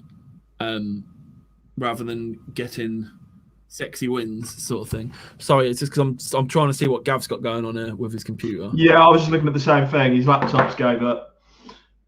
Yeah, I think he's been overrunning stuff, but that might mean that we'll have to wait to do the review show later or something, or he might do it on his phone. Hey Gav, could you not just come back in on your phone or your iPad or something? What was the iPod? I don't know. I want some corners here. I want something. I want some corners and cards. I can't believe I put on 6 corners in one half. What an idiot. What an idiot. Come on, Lee. Let's have a little bit of a spirited fight back here, because I want some cards. Ooh. Do you know, we're at the point now where I honestly don't know what's a foul and what's a good strong tackle. So whenever I see someone sliding in, I'm always just like, but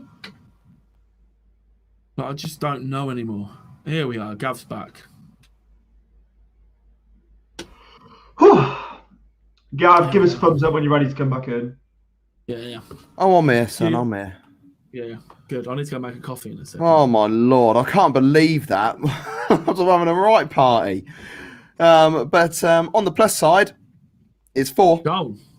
First Premier League hat-trick for Pierre-Emerick Aubameyang. Is it? Aubameyang. Yes, it is indeed. Surely not.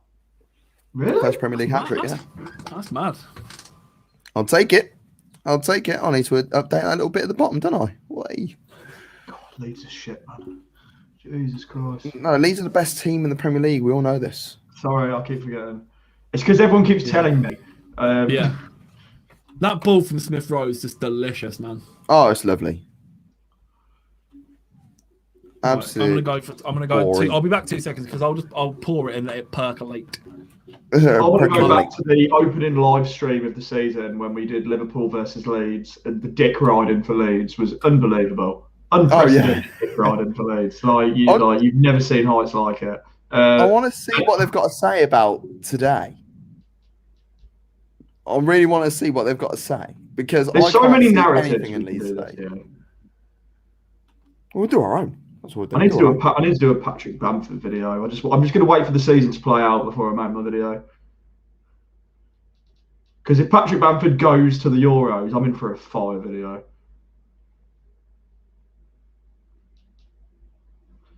Because I reckon I can cut, because every week we all start panicking. Like, oh my God, another goal. And you can literally see it unfold from podcast to podcast. So I can make a wicked video out of that. Him going Euros, you and Cotton crying, you especially. Because Cotton's was funny at first. It's like, yeah, you got to buy a t-shirt, but you're going to have to pay for a bloody, what is it? £1,000? Well, there's all 3 of us are involved in this. Cotton, no, it's only Cotton who said the shirt. You said a season ticket. I said season ticket if he gets golden boot, so he has to beat everyone. I don't think he did. We're going to have to go back and double check that. I don't think he did. What do you mean? I said that. I know what I said because I've listened back already.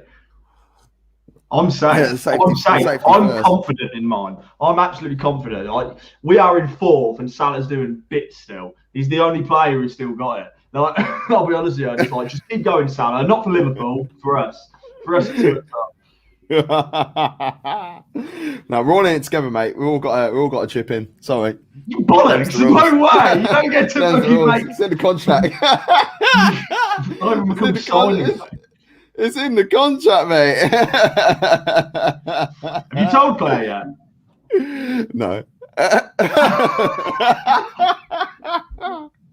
Just hoping I win another competition on TalkSport or something. You know what I mean?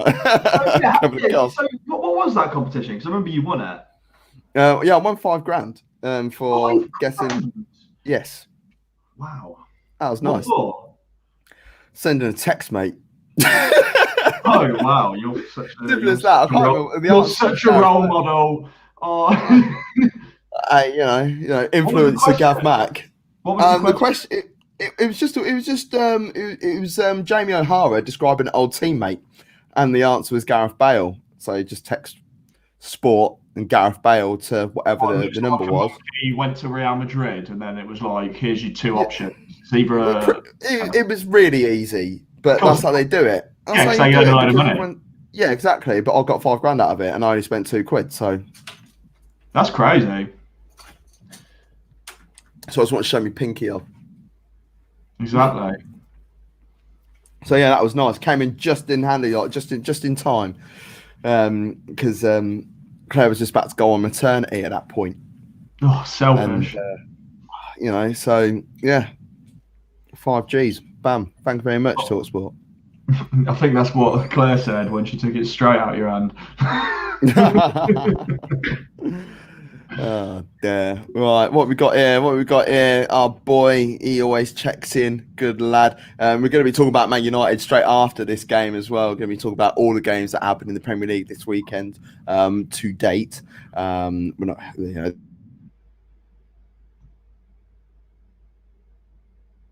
know. Free Donny. Way. Massively free Donny. I think Cotton's got some things to say about that. He already has. He's already gave a little preview enjoying the outcome. Yeah.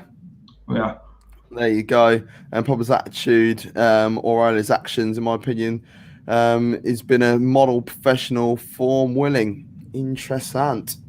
Yeah, we've already dissected that, bless him. Yeah, I mean, it was mad because I looked at that lineup today and there was no Pogba, so the lineup sort of picked itself for United earlier on today. I expected a lot different, but Cotton, do you want a ring walk or something? Yeah, play some music for y'all. Yeah, exactly. We got John Cena. Yeah. No, I like the Undertaker's one because you know it meant business. Everything goes black and it's like, oh my god, it's the Undertaker. It's like, oh shit, he's coming in. And then you're like, oh no, it's Cotton. Oh. I forgot I wasn't actually there. I was just sat here chatting. Like... Oh, wait. no one listens to me. Yeah. Right, I've got one corner of this half. The rest of you. Oh, right, that's the corner count. Right, I was trying to work out what it was. Count, yeah. I thought it was like a dodgy Albanian flag where like the eagle just like squeezed in. Yeah. To the line. Dodgy about Albania.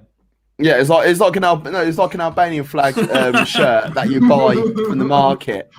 It sounded like he proper panicked then when you said that as well, Ed. Like, yeah, I know. Yeah, I know, just in case. You know what I mean?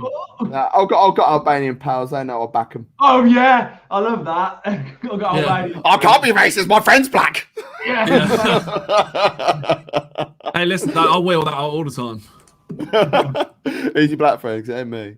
Yeah. Yeah, I know. Hey, I was about to say, Gav, I've got a review in my wallet just for them moments. Go, he's my mate. Yeah, he's my mate. Whoa, yeah. Whoa, pull out my card. Did you know if you put up into Google, we will come up first, and you can see that I actually have a black friend. So jokes on you. Guaranteed things in life. Oh dear. What's be able to do now? Because I'm sure he'll be able to find a way to make it 5-4. Goes home, I suppose. Get on the And I think to... Arsenal fans always know as well. Like I'm not the only one that when Arsenal are 4-0 up, don't trust it. Corner, let it go. See. How is it? You're ahead of me. Mate, I'm still miles away from a corner. 32, there we go! Yay! That would be fucking wonderful, right? Two corners. I am so far behind you, lot. You need 4 more. Yeah. I need 5 more because it's over 6, so... Golazo! And it begins. Gav doesn't know if we're winding him up or not, which is the best part about it. Gav, we should sync up again. So we'll resync. Yeah, we'll end. There's a goal as well. What a header! Yeah. Boom! What a header! It wasn't the greatest at defending though. Look. Oh, still a good header. Right, I'm going to pause at 58:20, 19:20. Right, I can't pause. Remember? Oh yeah. I don't know how we're going to do this then. I'm just going to go ahead. I'm joking. Gav, tell me when you get to 50. Tell me when you get to 58:20. I'm trying to work out what. Yeah. I'm going to mute myself. 17, I'm going to mute 18, myself until I 19, want 20. Yeah, I'm going to mute myself until I want to talk. So that is push a bloody good head. A good head. Yeah, Valentine's Day special, sexy special. Valentine's Day Get special ready for head. the two up top Valentine's Day special. Yeah. Oh yeah, coming straight after the game. Two up top and one in behind. Yeah. Can we get sponsorship from Graham Torrington? It'll be two up top, the two up top Valentine's special, two up top and one in the hole. Yeah. with Gav Back and Stephen Conn and Ed Hall. Oh yeah, no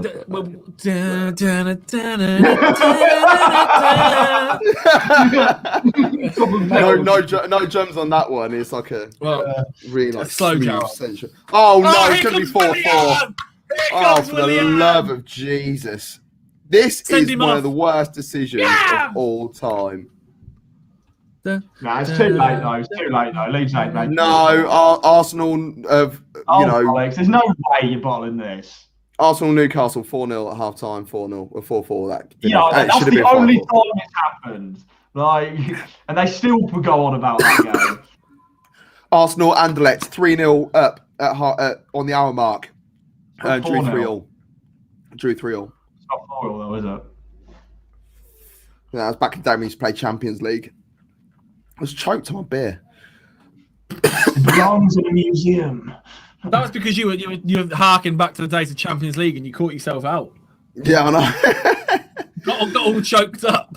Once upon a time when. Oh God. Coffee, like people that don't like warm drinks scare me, man. Well, I'm quite a scary character. It's just you don't like warm drinks. I can't trust you if you I drink beer. I drink beer or orange juice. Well, look, on a cold winter, the warmest thing. No, I'll have a whiskey. That's got the warmest thing I'll drink is a room temperature Guinness. Is what he's gonna something like that, isn't it? No, whiskey. Nice. Speaking of Guinness, a Guinness Zero going to make a comeback because I could do with a Guinness at some point in my life again. But I caned off about 8 cans at my uncle's yesterday, man. That's why I'm not feeling so clever today. And like half a bottle of red wine, which is still on my radiator. Oh, Guinness Zero coming soon. We're not going to mention the fact we already released it and killed half the population. But it started the coronavirus. Yeah. He was offside there, weren't he? Odegaard. Oh dear God. It's looking at returning in the spring. What qualifies as the spring again? March. That's not bad. I'm going to have to wait 2. I need $1. I need 2 corners every 10 minutes. That's all I need. Hey. I need 3 goals from Leeds. I'm not going to get my bookings either. Like this is. There's no fight left in the game because it's just. Unless it becomes 4-2. Unless it becomes 4-2, then maybe. Yeah. And it becomes 4-2 after 4 consecutive corners, and then it's a penalty, and there's a yellow card for the penalty, and we're all laughing.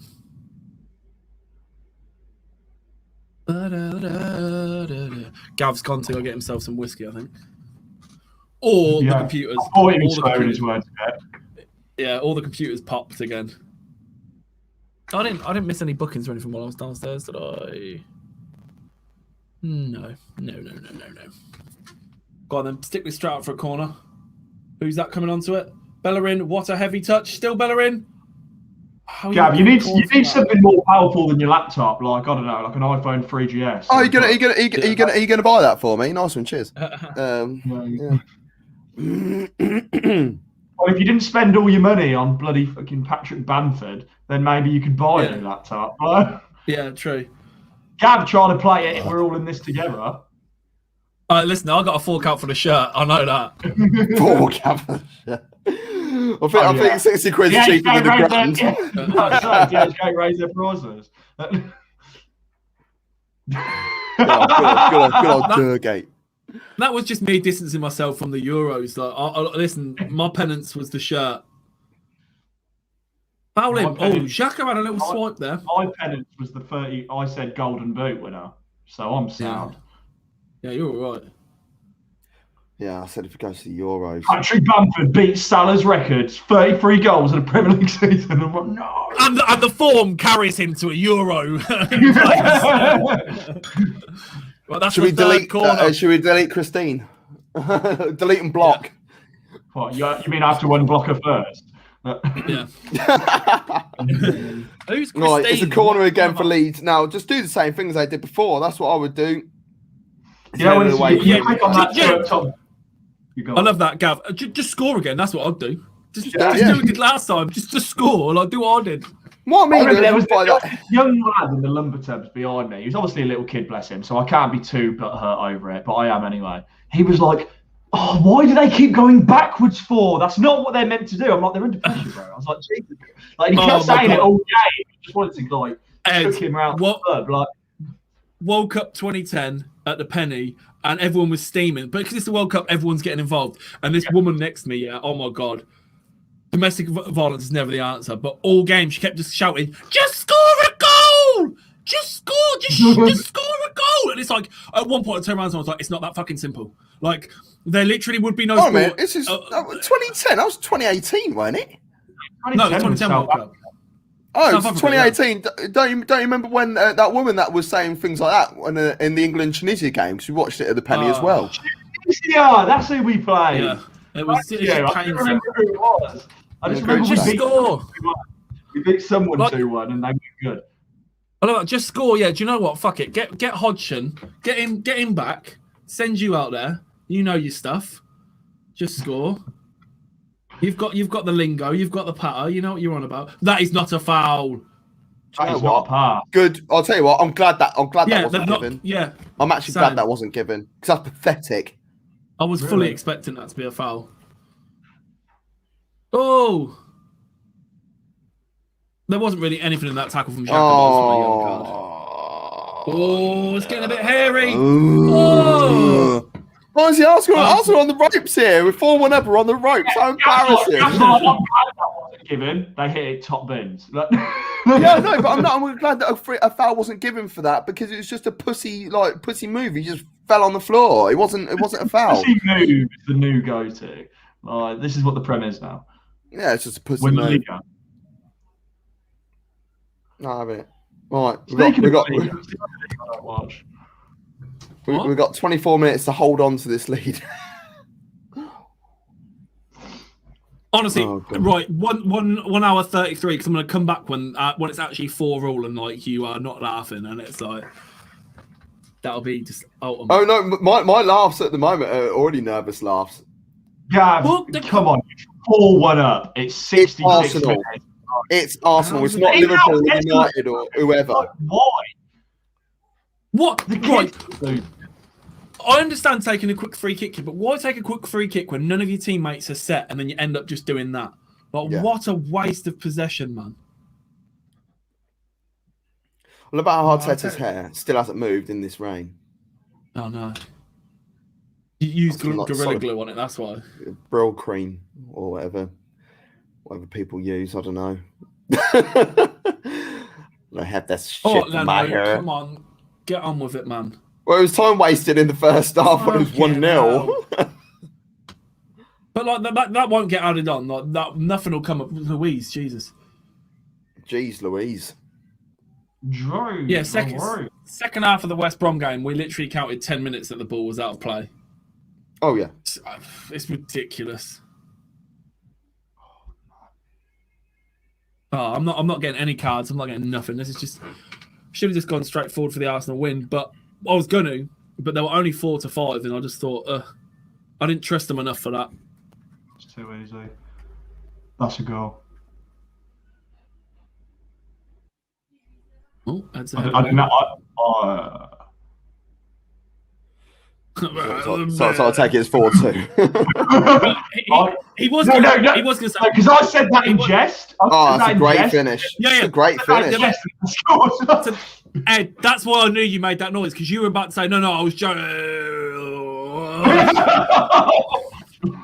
The heat is on. That's what I said. The heat is on. Oh my God! God! What I said. No, you're not going to bar there. He's still 2 goals up, bro. This is Arsenal, and frigging Williams on the pitch as well. That was a great finish, man. Great finish. Good move. At first, I thought it was an own goal. Still a breath of fresh air. You dickhead. Honestly. Had a mouthful of coffee, man. I swear to God, if like, I want to see where all the Arteta lovers are if this game doesn't finish with an Arsenal victory. I even want to know where they are if it does finish with an Arsenal victory, and how much they are doing everything they can to shag it here. Leeds are on the attack again. Which banners are we in? Which one's the banner for our main thing? That's the one. That's not a banner. Yeah, I told you, Gav needs to do it through Canva. That's what I was saying earlier. Fair enough.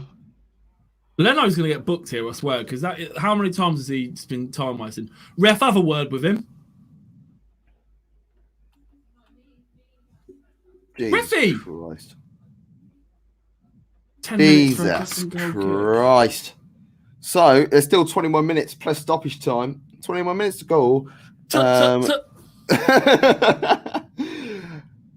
not being funny. I'm not. Yay! There's one of them. Come on then. Let's go. We have your cat for you. Cat for you. We move. We move. We're slowly getting there. What's that for? Is he giving that for a ball? He took the ball away with him as well. It bounced off his shoulder. Listen, I don't care. I need bookings, so we move. Give that a corner, please. Keeper, just roll it out to the corner. Oh, look at William trying to get back into position quick time. This is madness. Yeah, because Arteta stood there telling them to. He was literally like, come. Look how much space they've got to manoeuvre. That's a good challenge there from Bellerin. He's timed that well. Literally, millisecond later. God. Gav, I was saying to Ed earlier, because of like how bad the decisions have been at the minute, and no one knows what constitutes a foul anymore. Every time someone goes in for a proper tackle now, I'm literally like, oh, because I don't know whether it's going to be. Is it a red? Is it a clean tackle? Has he won the ball? Well, that's one off the ball. Is he going to come back to that? No. Held a Costa. Oh, he's down. Play on. He is down. Yeah, I'm actually down for the play on. Yeah, but if it's not a head injury, play on. Because what's to stop? Honestly, what's to stop you? And I'm surprised players don't do this more often. What's to stop Arsenal going on a counter attack? Say I'm a Leeds player. If Arsenal go on a counter attack and I'll just drop to the floor holding my head and just stop your counter attack dead because I'm like, I'm hurt, mate. Like it's crazy. Injury, so Leeds get 2 goals back allowed me to cash out with some dignity, like £2 something, and then stick it on another bet so I can get my money back. Like Leeds, I didn't believe they'd get the 4, so I cashed out. I was like, no way. I wonder what the odds on them to win. Leeds now 1 to 3. Banter. Let's have a look. They're probably still like 5 to 1 or something to win the game. 3 to 1. They're only 3 to 1. Oh my god. Oh my god. Right, corners and Oh cards. no! That was next goal. Next goal was 3-1. My bad. I was gonna say 66-1. That's more like it. Yeah, there we go. And 20-1 for the draw. Right, corner here. Drill this across. Clear it out. That's a Let's corner. go. You love to see it. You love to see it. Right, so you need 3 more corners. I need 4 because it's over 6, isn't it? So Yeah. So 3 more corners now. Of course, Yeah. And then how many cards? 2 more. Over two. Yeah. No, I'm hoping it gets a little bit scrappy do. There'll be some time wasting. This could go straight out for a corner, and then that changes everything. Then I've got 20 minutes left, and I'm laughing. Love, it changes everything. Valentine's Day track. Here we go. I want you to know that if Arsenal still win this, I'm still giving. Sorry, if Leeds lose 4-3, they still deserve to get shit for this. Who, Arsenal?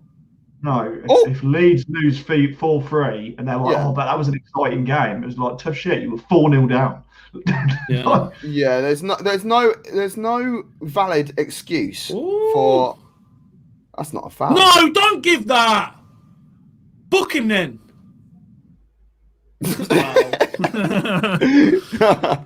That's not a foul for me, man. No, it wasn't even a foul. But if he's gonna give it, give the yellow as well. Help me out. Living in America. just goes to show how messed up the season is with Arsenal winning. In America. 100%. That Rocky 4, isn't it? That's Apollo Creed coming down on the. Yeah. That's good at there. Arsenal don't know how to be boring. You know, like just close the game out sort of thing. So Leeds do it in an exciting way, whereas you do it as a will we fucking up way. Like, yeah, Patrick Bamford just wanted that a lot more, and just fucking. Oh my god, what is this Barcelona football? Referee! No pen. Ooh. Oh, the way he started running in, I thought it was a pen. I'm not surprised if they go back and have a look at that. Arsenal are fucking shaking. They're on the ropes here. Do you want me to cheer you up? They don't go back and have a look at that. That's mad. Which means they probably do. You wanted me. We won't get a replay of it either. No, you won't. There's much more to come. I'm only joking. Nothing's happened. Oh, piss off. Fucking. That's a great ball. Bamiyama off the bar. Right now, Saka, run it in, get a corner from it. Swing it in. Who's that? Swing, Oh, it's the corner!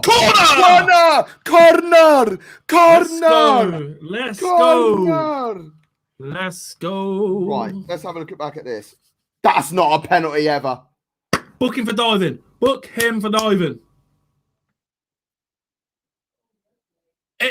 Gav, that's as much of a penalty as the one you wanted for Saka. If I'm being perfectly honest, that's as much as of a penalty. Not a chance. No way. It's very similar.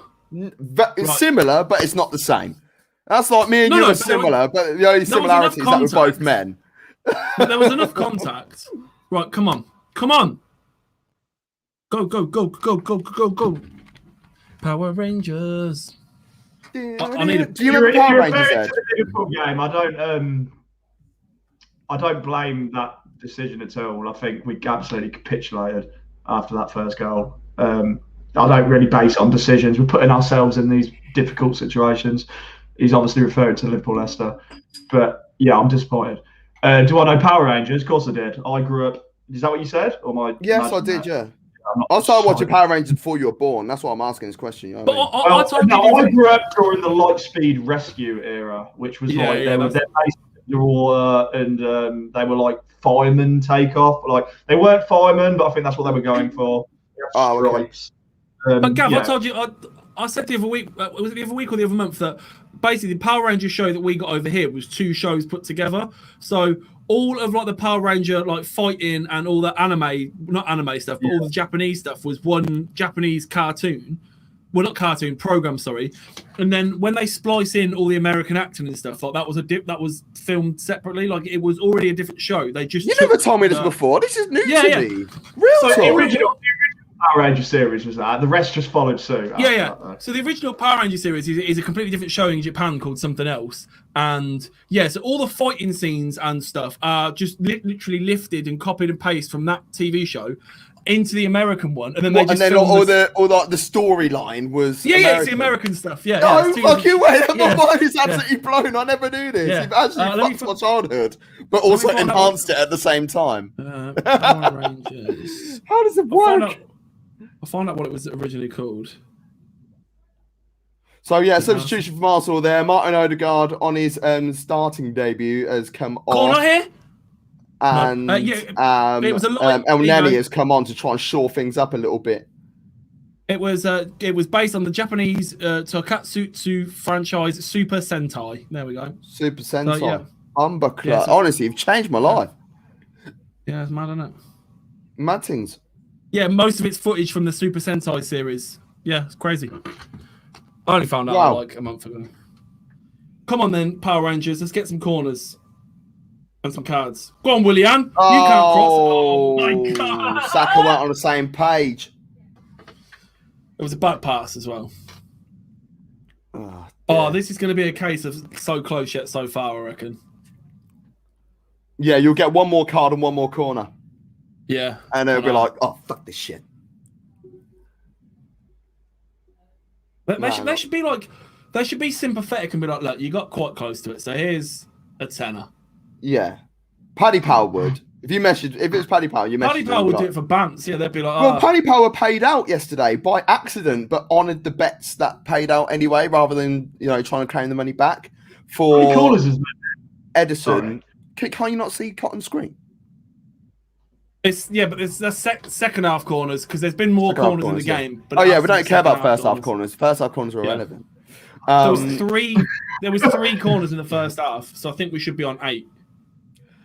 There was Edison to score from the spot was offering like big money, but it got reduced because there was talk that he might be taking it, and people put it on 10 up, 20 quid. Yeah, he started creeping up, and obviously Rodri took it, but Paddy Power paid out, and even their Twitter page was like, oh, apparently we've paid out, and people were like, oh, nice one, and when they realised that what had gone wrong. They refunded people as a losing bet, like whatever stake they put on. But everyone else that had already been paid out, they left. But I've got a beef with Paddy Power anyway. It pissed me off about 2 years ago. How many corners do you need, Cotton? 2? 2 corners, 2 cards. Yeah. What did Paddy Power wound me up because they had one of those. Oh, if you don't win, we'll give you money back as a loser, like from a losing bet sort of thing. And it was a Conor McGregor fight, so I was like, I'll put 50 quid on, and it didn't come good. It lost, so I just get my money back as a free bet, and they didn't do it. No, max £10 or something. It would have been. No, it was max 50 or something like that. That's why I put the whole 50 on, and it didn't come good. They were like, oh yeah, but it's because this happened in this round, so you don't get it back. I was like, that's bullshit, man. So I didn't use them. T's and C's. Referee, get your card out, please. Oh yeah. Is free kick Leeds? Oh, I don't know, man. All right, I got 15 minutes left. I don't even know why I'm clinging to the hope, but I've got 15 minutes left. That was the worst free kick I've ever seen. I haven't seen it yet. Yeah, thanks, Ed. All right, I forget. Do you want to put a banner up to remind? Yeah, you're gonna have to. That is pretty. Yeah, that's one of the worst free kicks. Draw 4 all is 33 to 1, mate. So, yeah, it's not bad, is it? It's actually not that bad. It's just like cover your bum. Jesus Christ, David Louise. And there's mine and everyone else saying, make space. Just clear the fucker anyway. Sort it out, kid. Sort it out. Horrible stuff. Middlesbrough Huddersfield. What an absolute mammoth ding dong clash. Oh, Luton Cardiff. I have more joy in Luton Cardiff than. Oh yeah, I love that. If there's no football for you to watch on Tuesday evening, don't look on the other channels or in Europe or anything. Barcelona, PSG, but you could be watching Luton Cardiff instead. Why does Neymar always get injured around his sister's birthday? Because he wants to shag her, or he is shagging her. One or the I two. actually think he is, which is disgusting. But she is pretty. She's pretty leng, but I wouldn't look at my sister in that sort of way. You know what I mean? So that's a I'll lovely move. Finish that. Oh, it's come off the post. Oh, it's card. Sorry for headphone users. Was that a yellow card for someone? I think so. He started reaching. Yeah, it's a card for a foul on Rafinha. I'm sure it is. Oh, what a lovely move this was. This was old school Arsenal, man. Reminded me. Oh, he would have been offside. He is offside. Doesn't matter. Take the yellow. Oh, come off the post. Oh, there's a bit of a crunchy tackle. Yeah, who's that? Cedric. Right, I've got 10 minutes. This could happen. This could be on. Goals by teenagers this season. He definitely booked him, surely. If I have to go back and undo that, I thought I saw him reaching. Oh, he hasn't booked him. There's no booking. Oh, wow. Oh, man. Right, now it's not on. I got too excited there. I got way too excited. I thought. That would have put you right back in back in game. I'd have been laughing there. Yeah. Mm. I thought for certain he booked him there, man. It was late, weren't it? Unless that's an awful throw-in from Cedric. He's got away with that again. That's 2 throw-ins I've seen from Arsenal today. It should have been foul throws. We've given away more foul throws than any other club this season. No, they've not given it. Bollocks. No cad. No. Still time, though.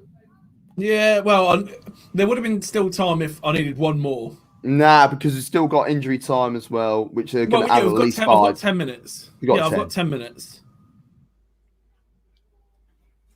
So Arsenal 4 leads to first ever Premier League hat-trick for Pierre-Emerick Aubameyang. And Hector Bellerin as well, just before half-time. Strike with a lovely header, and Costa ended in a glorious move. And here comes... my God! Camera angles did me there. I thought it was going to be 4-3. Yeah, then. Same. Camera angles did me an absolute treat.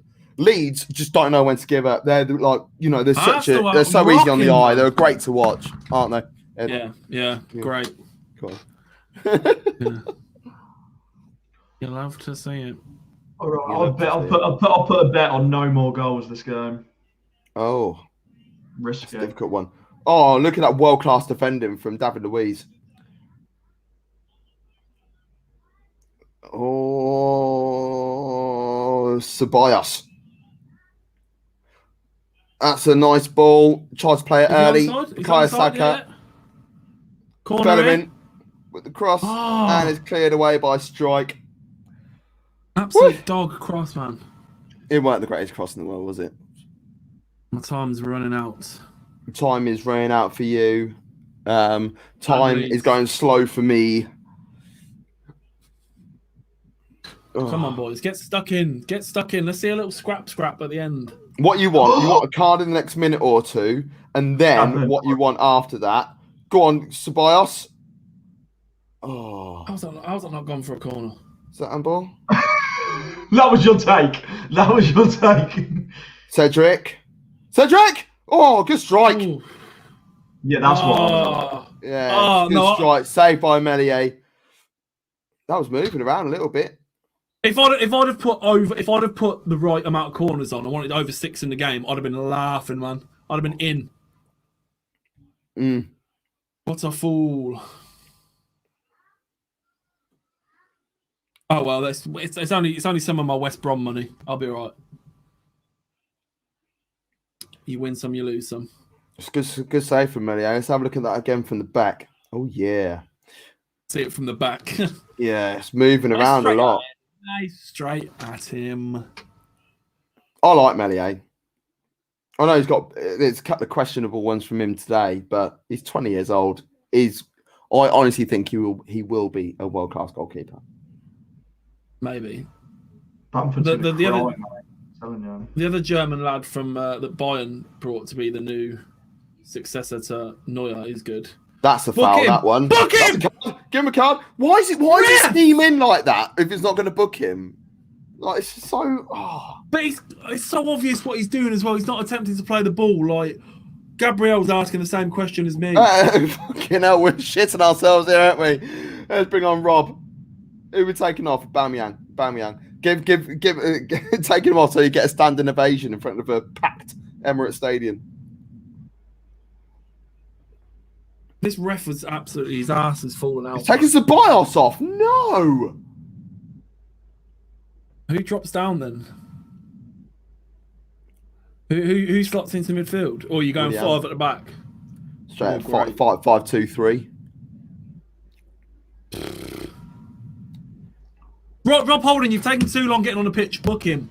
He came on the pitch before Sabars came off, entering the field without the referee's permission. Yellow card. Bam. Leno, time wasting again. Yeah, you'll get a yellow card from Leno 100% in this game.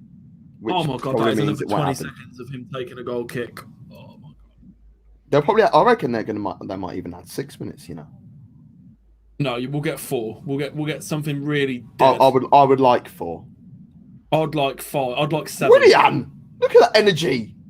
What a player! Well, he hasn't done anything for 2 years, mate. Like he's got enough. Honestly, I can't fucking stand him. Honestly, he's an absolute drip on Arsenal fandom. Go Leeds, push, do something. It's a nice ball, but that's way too long. It's too big. It's too big. It's too big. It's enough for ages. But Leno can take another 25 seconds taking a goal. Yeah, this is where your Leno card is coming in. How much out of time we got? 6, I'm hoping. Don't know, yeah. You watch, honestly, they'll give 3 or 4. That is fine. Even though there's been 6 goals. Yeah, 6 goals. No, 6 goals has nothing to do with it because 3 of those were in the first half. Oh, there's been 3 goals. 3 of those. So that's 2 minutes because you round it 3 up. goals, however many subs, however many stoppages in play. It should be 5. And 3 minutes added on. Bamford has been ghosting this game, man. I want him to get angry and get sent off because that'll just that'll do my cards. That'll be it. Right, here comes the red. 4 minutes! How? Honestly, the timekeeping in this league is an absolute shambles, mate. Bernd Leno has wasted 4 minutes in this game. Easy. That is fucking wild, man. That is wild. That's pretty naughty. I'm not going to lie. And then, again, like I said the other day, United Southampton, 9 goals, 2 reds, 6 subs, 3 minutes. Like, I don't care if it's a mercy killing or what. Like that, it's ridiculous. And look, I bet this won't get added on. Here's another minute that's going to go. We're going to lose another minute of football here. Absolute shithousery, man. Little nudge in the back. Ooh! Little studs down the back of the old heels there. It's not very nice. Not very nice at all. What do you guys reckon for the Everton Fulham game? It should be an Everton win, so I say we'll finish 2-1 Fulham with Ademola Lookman definitely getting on the score sheet because and under 20 booking points. How did Everton's last game go? They drew with us last week. They drew with us last week. They like a good bounce back. Oh wait, did they play midweek as well? Yeah, they played against Spurs, didn't they? They won 5-4 after extra time. They might be in some goal scoring form then, to be fair. But Fulham have actually been quite hard to break down. Considering how many goals they licked at the start of the season, they've got quite good defending. Oh, we've got City next, then Leicester in the league. Oh, that's fucking awful, isn't it? Then Burnley, then Spurs, West Ham, then Liverpool. You know, don't get easy, does it? A minute and a half, this is. Let's see when he blows the whistle. Eh? Everton are 1-1 to win at home. Are they Everton even money? Yeah, even money to win at home. Everton at home today and even money against Fulham. Against Fulham, yeah. Right now. Sweet Jesus. Goodbye, rent money. What do they know? I hardly knew you. Yeah, I don't know how long that's going to be though. That's as it stands now. Yeah, until the world fucking lump on it. Yeah, the teams will be announced and then they'll change it. Well, the teams will be out now, won't they? Kick off. Hour before, kickoff's at 7, so yeah, they will be out now. Apologies. Yeah. They are even money. Oh my giddy gosh. That's naughty, isn't it? 21-20. It's going up. Right, who's missing? Except price change. Who's missing? Well, they're 21-20 now. Boom. You can't not get involved in that, can you? Well, so I cash in and then they're like, nah, bro. We're going to put it up even more. Absolute chaos, mate. Well, Arsenal made me fucking panic there, not going to lie to you. It's because they suck. No, I'm joking, mate. Fair play. You got a good win today. It's a bit unforgivable being 4-0 up and then being on the ropes. Yeah, but it's easy to take your eye off the ball. Look, the fact of the matter is, if you are, no, but you should. Like they're 4-0 up, but that's a mentality problem, man. Yeah, you watch, he'll blow on 94.05 or something. Oh, he will. That's the thing with your man down. This should go on to at least 5.5. It should. Whether they do that or not, time will tell. Leeds should be booked. Or they should all be booked for playing the ball around the back while they're losing. Yes, I agree. Oh, that's a bit of a heavy one. Whoa, referee! Right, hopefully. Colin, is it absolutely true it down where you are? Because I dare not open my blinds. I'll have to look in a second. Bear in mind, you're That's a corner. That's a corner. That's a corner. And go back for the book. Oh, he's offside. Fuck off. He's offside. Go back for that booking as well. No, I knew he wouldn't because it's late in the game. He's like, calm down. Like, honestly, Atwell's a prick, man. Oh, it's a corner. It's a corner. It's too late now. Hammering it down. It's hammering it down. As if my corners was the actual thing that's going to come in. Nearly fell. Medic. Oh, where's that going? Someone foul someone. They're on the counter. Someone foul someone. Whoa. That's a foul. That's a yellow card. Oh, no way. It's so close. Oh, that's 2-footed. How is he not sending him for that? But I've literally a card in a corner, man. Oh, my God. Oh, referee. Is yellow enough for that? One card, one corner. Yeah, that's a yellow. That's nothing more than that. Not when you got money on the line, Gav. It's a red and a 7-match ban. That's the end of his career, if you ask me. It's a red and a corner to the opposition. There's punishment. Yeah. All right, good win. Gabriel, take bare time taking his free kick and get booked. Yeah, but what about the corner? He's blown.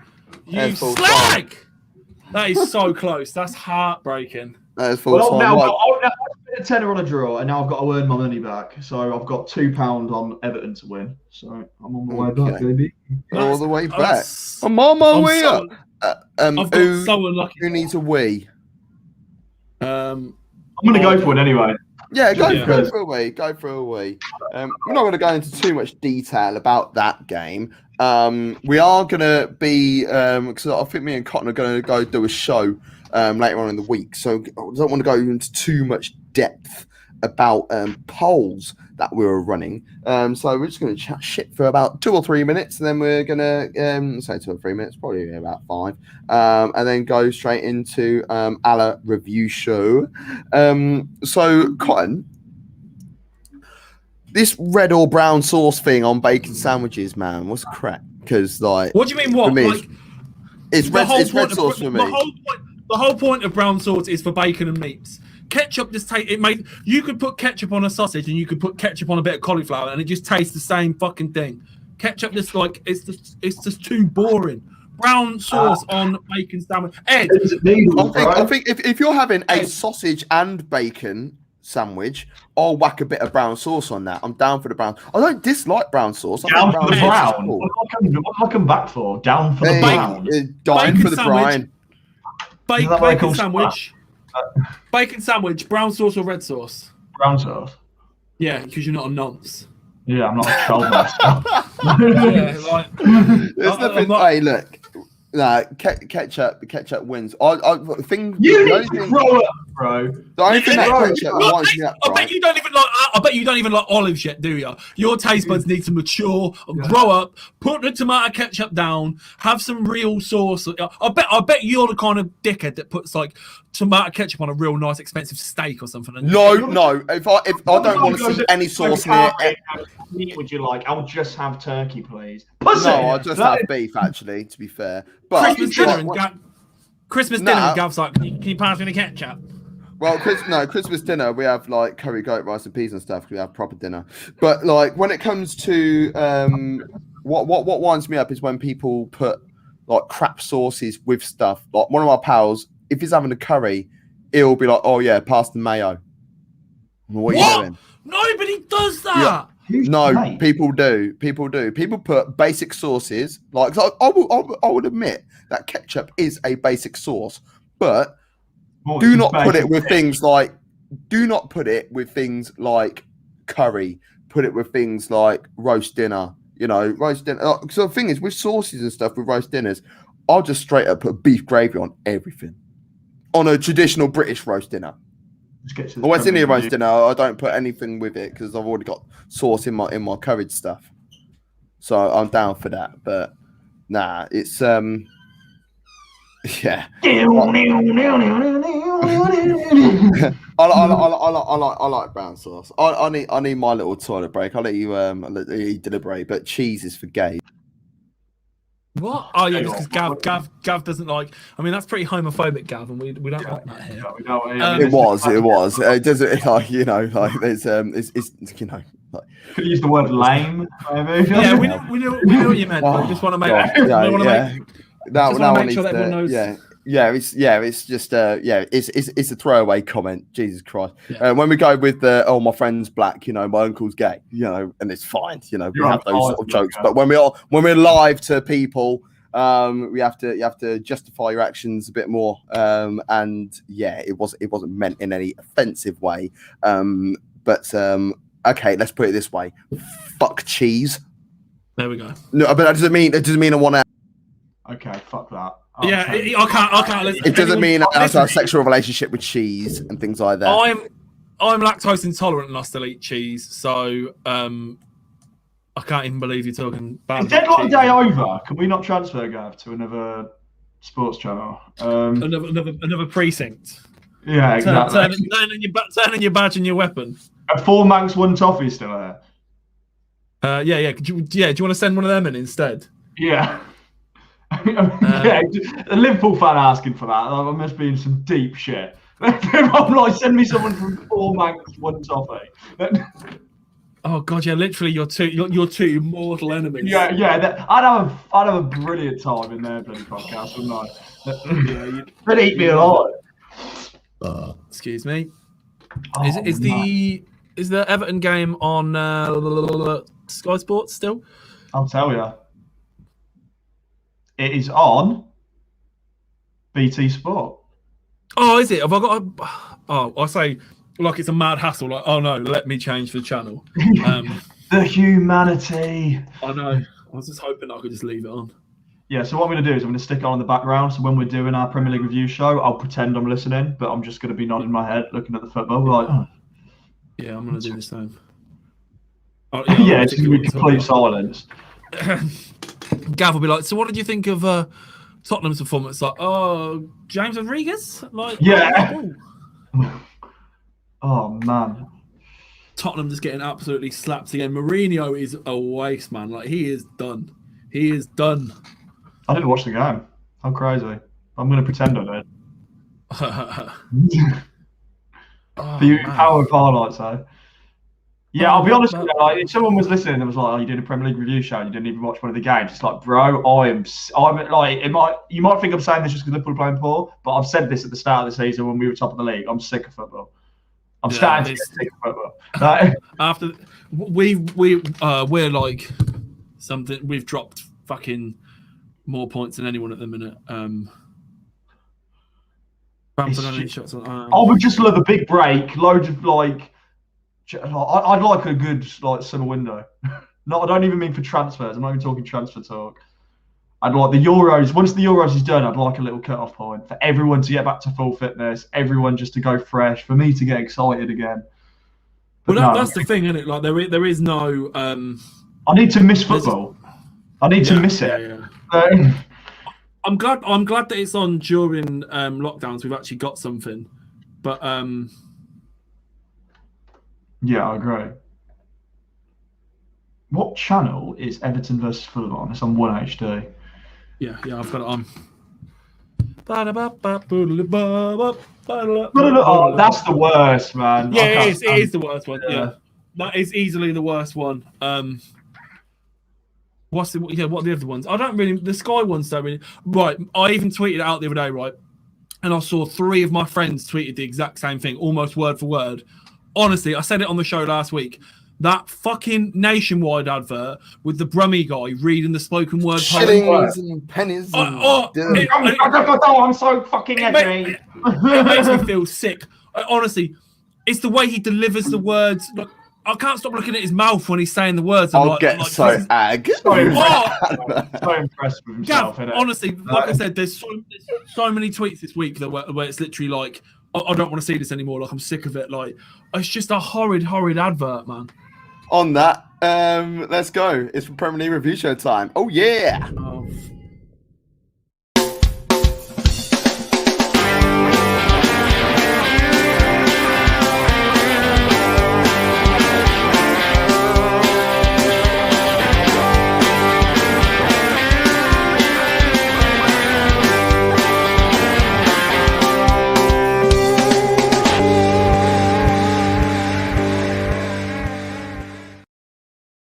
Hello and welcome to the Premier League review show with myself, Gav Mack, Ed Hall, and Stephen Cotton. Hello, gentlemen. Good evening.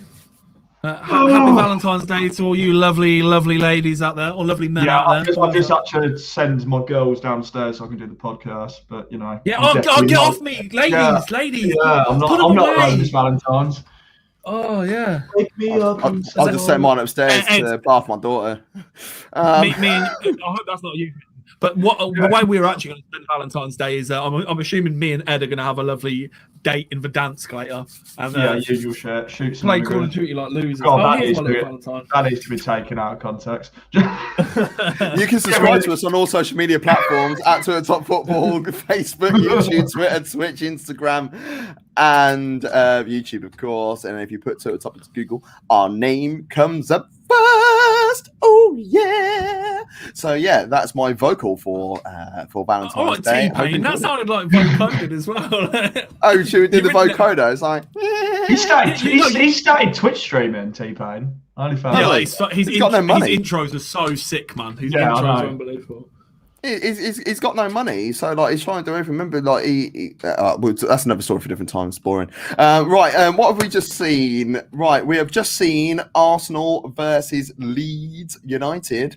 Arsenal 4, Leeds 2. Arsenal getting a victory. Oh my god! And Leeds still haven't won in London for 3 years, which is ridiculous, isn't it? To be honest. So Arsenal, first of all, let's talk about them. Aubameyang with his first ever Premier League hat-trick.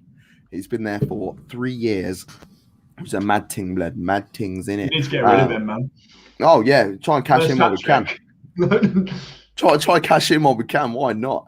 But yeah, they're all well taken goals, and even the penalty, was dispatched quite nicely. The Bellerin strike just before half time was pretty shiny as well. Little megs from Danny Ceballos. But Arsenal did everything they could to mess things up. We'll go to you, Cotton, or should we go to Maro first? Maro, what are your thoughts on Leeds? He's sick of look at him. Like, he's sick of the plaudits they get even when they lose games. They weren't that great today, to be honest, until the latter stages of the game where they decided they figured out that if they got a goal or two, they could get back in the game. they didn't really offer much. Bamford had one of the most quiet days I've seen. This is a Bamford I'm used to. This is why when I saw him in the Championship and he played like this and he was isolated and lonely, those are the kind of performances we've seen from. Exactly, that's why I slipped in there. But I just don't think Arsenal were pretty good today. Well, very good today. But Leeds made it really easy for them, I think. What'd you forget? Yeah, professional first 50 minutes. I mean, I never saw Leeds truly getting back into the game. It was yourself who was convinced. Maybe a little bit after the second goal, I thought, Arsenal capitulating here, but not really. Leeds left it too late. There is no way in hell you should be 4-0 down. It's their mentality when they're already losing, okay? So I understand they're excited, but it's like if they're 2-0 or 3-0, they still play like they're 3-0 up, or they still play like it's a 0-0 game. And then they just said, then they get battered. I mean, Leeds, despite getting the 2 goals, are still giving up plenty of chances against Arsenal. You could have made it 6-2, as far as I'm concerned. Leeds, you will definitely stay up because you've got so much quality. But once this season ends, once the dust settles, what is your ambition? Because football like that will not get you anywhere. Unless it's a knockout tournament. But even then, really? Well, Crawley. But that's what I mean. But Leeds aren't the best team. Leeds could have a fantastic FA Cup run and then play Man City. And then, ultimately meant nothing. I think Leeds need to sort themselves out defensively because I think going forwards, they are exciting to watch. And this is what's getting so many media plaudits at the moment. But defensively, they need work. They need to, in the transfer market, look at a centre-half. I know they tried so hard to get Ben White back, and Brighton were like, no. But going forwards in terms of the future, they need to sort out what they've got at the back. What sort of centre halves should they be looking for? You know, like who's out there who they can be like, right, okay, we'll offer X amount of money and go get them. I was looking at Colin's shirt. Are you talking about Leeds? Yeah, who did Leeds need to buy? Gav? Sorry. Yeah, no, you're both spoken at the same time. We're asking the same question. Asking me the same question. Oh, right, okay. Well, like there are still players in the Premier League, that they can look at. We are solid. Who are you talking about? I was asking you a question. I was asking you guys a genuine question. Yeah, what question? Yeah. What centre half should they buy? Who's they? Leeds. Okay. Oh my God, I said it. I got Leeds defensively need help. Gav. What centre half should they go out and buy? We missed that. Your internet and your voice cuts in and out all the time, so we didn't hear anything. It's not my internet. I've got too much going on my laptop. I saw you guys moving around, so like my internet didn't cut out. We were asking. Right. Leeds need to buy Victor Lindelof. Sergio Ramos, Virgil van Dijk. Sergio Ramos. Vincent Kompany. Victor Lindelof, take him off our hands. I genuinely think it's the style of play. I don't know if it's necessarily centre halves because we already said this already. It's like Leeds just have a strike force in the midfield. The defence is part of that attack, and they could purely commit bodies forward. It doesn't matter who they got in defence. You could have the best defenders in the world. They are constantly leaving themselves exposed at the back. It's the formation. And the formation sort of tells of a level of defensive mindset. Because it's a 4-1-4-1, technically, that they play. So they've got their 4 at the back and a holding midfielder. That, for me, is like, right, okay. And their 2 central midfielders aren't exactly the most attack-minded. It's more their wing play and who they play for in the middle.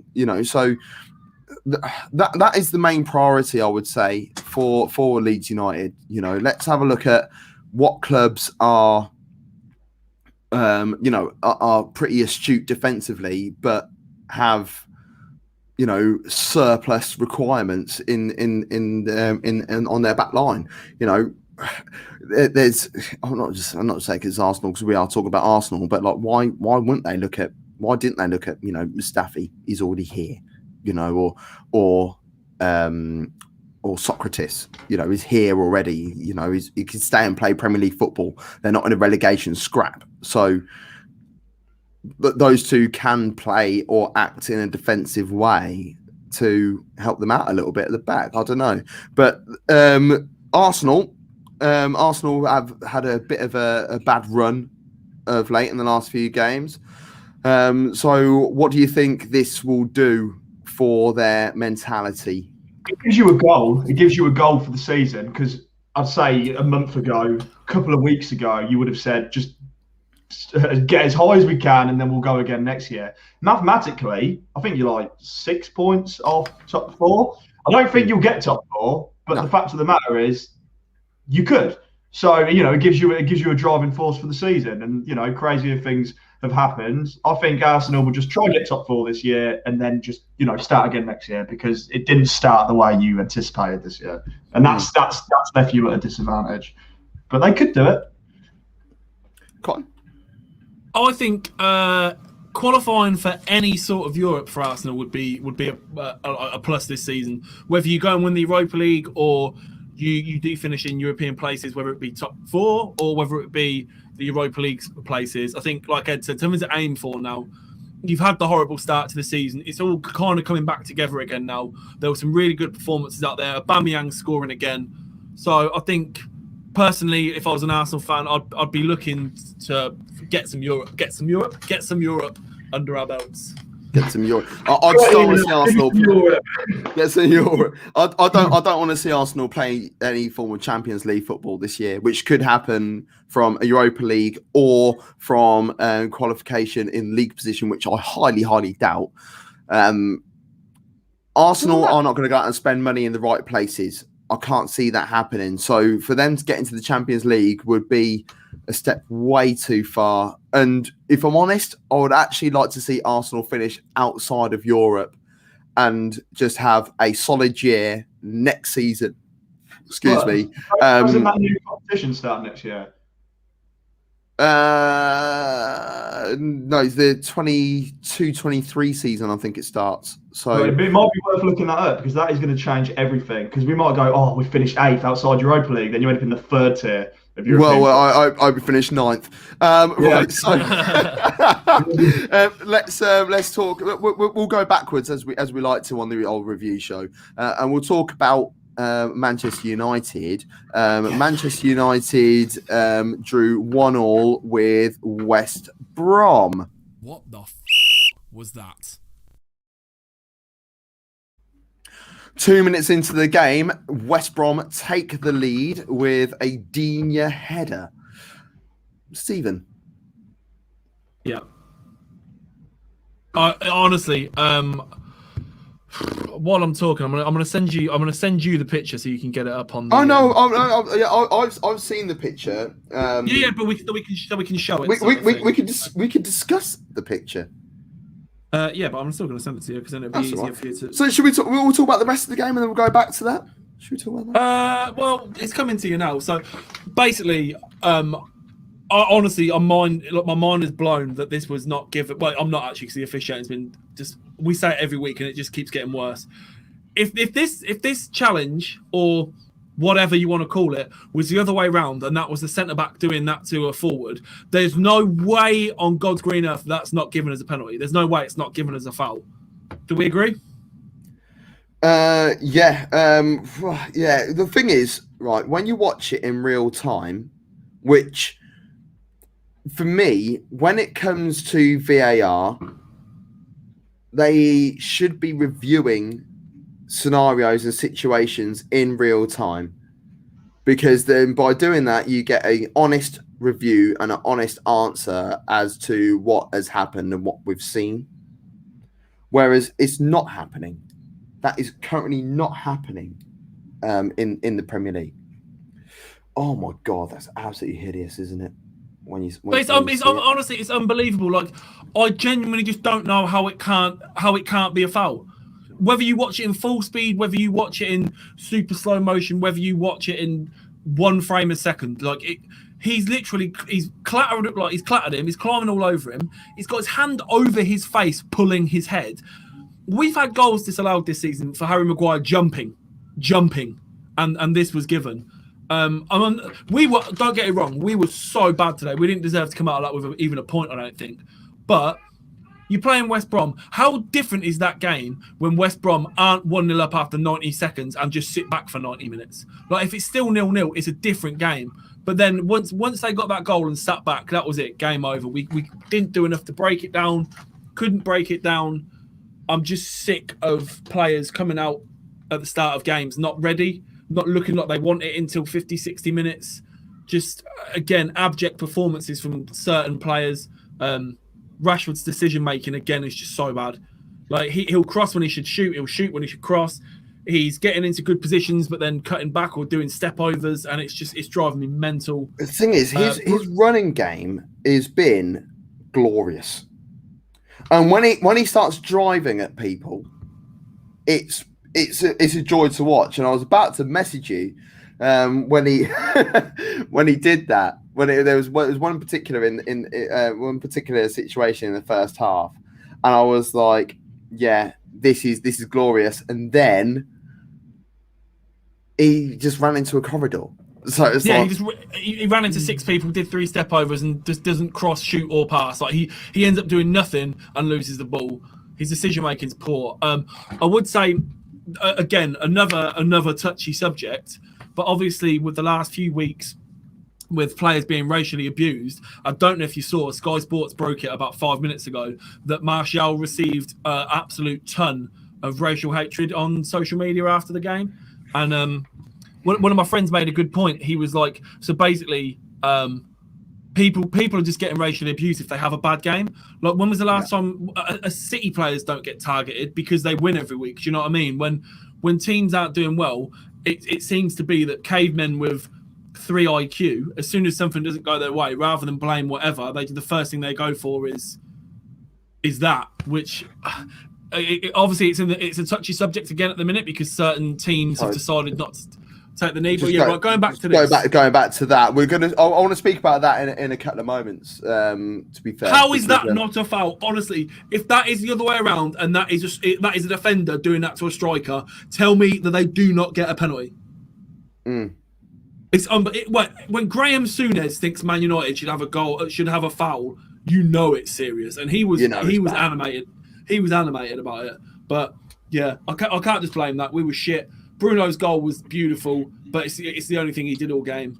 Bruno Fernandes scoring a goal from 12 yards out, which wasn't a penalty, and what a beautiful finish it was, Ed. Beautiful finish. Bruno Fernandes he's one of them players where he doesn't need to have a good game to contribute to the team, but he's one of very few in that team who can get away with that. The rest of them have to put a shift in 90% of the time. And the inconsistency levels with Man United is up, down, up, down. A big part of that, I just think they're not the complete package yet. I think that the small parts they'll dust off and probably replace in the summer. West Brom, man, I was saying to Cotton at the break, there's negative football, there is tactical negative football, like with Jose Mourinho at Tottenham Hotspur. Relegation Sam Allardyce football is wasting time, leaving the ball out of play. Like, let's say the fans were there and you've worked all week to go to this game and you've watched about 60 minutes of football. If that kind of football is taken away from the spectators and just doesn't belong. And I also said that I'm never gobsmacked when teams park the bus against my team because I wouldn't expect them to come guns blazing against us. You'd be an idiot. But at the same time, I still want you to turn up and play football because at the end of the day, it could be a tactical move it could be a tactical move when you are coming up against a Liverpool or a Man City in order to, it's like, let's frustrate them. Let's just get under their skin a little bit. But yeah, when you play like that, that is the true definition of anti-football, is it not? Yeah, it is anti-football. And I just want to throw this in there. I did have a little look up at the Europa League Conference League, the 3rd tier, starts this year. Starts at the start of next season, and you better not finish 6th or 7th. That's all I'm saying. Any of us. Great. More football to shoehorn in before and after the Euros. So if you finish 3rd in the Europa League group stage, similar to the Champions League, you fall into the conference. Well, you can't even. What? Yeah. So it's exactly. There's now 3 tiers. Yeah, That'll be wow. good. That'll be good for the smaller teams like Dynamo Midtjylland. Tbilisi. Yeah, Midtjylland. It could get into it. You never know. Yeah. Teams like It's Wolves, Toto Cup. Europa League last year, and like Everton's of the past, probably could have gone on to easily win that third tier if that existed. And it's still a trophy, isn't it? So, but like big team. Just going back to originally, sort of like the point about Martial receiving racial abuse. I'm not being funny. Like Martial, performance-wise, he deserves a bit of flack from the fans. If I'm honest, sticking out, yeah. Yeah, but it's like, mate, your performances haven't been great. To start bringing race into it, then poses a whole new thing. And there has been, like Brentford have come out and said, our players are no longer taking a knee because we feel that it has no direct impact on the game. My opinion of that is this: there's no room for racism. I want to put that on the screen, and there isn't any room for it whatsoever. None. There's no genuine excuse to allow racism in the world, let alone in sport. But this whole taking the knee, as soon as they've announced that, so many people have come out and said, "Oh yes, about time," rah rah rah, this, that, and the other. Why are people so triggered over players going down on one knee for less than 5 seconds, pretty much? And it's like, oh well, they went down on one knee because of George Floyd. They weren't any of this, or BLM is some, is a this type of movement. It's a Marxist movement, or they're trying to defund the police. Do some research on what you're talking about first before you start shouting your mouth and opening your mouth. And if you've ever been to a BLM march or anything like that, then I'll tell you what, let's have a conversation again. So I've been to those, if you don't know already. And I've not seen any drama until a load of racist people turn up and try and start in drama with black people. It's not even just black people. It's people that are turning up to try and fight the cause for equality, because it's not just black people that are turning up. Sorry, yeah. The knee is actually supposed to be for, like you said, equality. It's not just racism. It's all forms of discrimination, homophobic discrimination, racial discrimination, anything and. Like you said, I tweeted about it earlier. Honestly, the absolute gammon replies on the Sky article when they said about Brentford not taking the knee. The replies just to that article is the exact reason we need to keep taking the knee and keep it in people's consciences and keep it at the front, like the forefront, because it's not going away, and I don't want it to go away until we're never going to sort it. But I don't want it to go away until we've got to a point where it's 10 times better than it is now, because it can't go on the way it is at the minute. No, exactly. It's a generational thing, because end of the day, my daughter is of mixed heritage, if you want to call it that, because that is the terminology that is required for my daughter. But my daughter is my daughter. It doesn't matter what color she is. So I understand why people will turn around and be like, "Oh, all lives matter." I agree.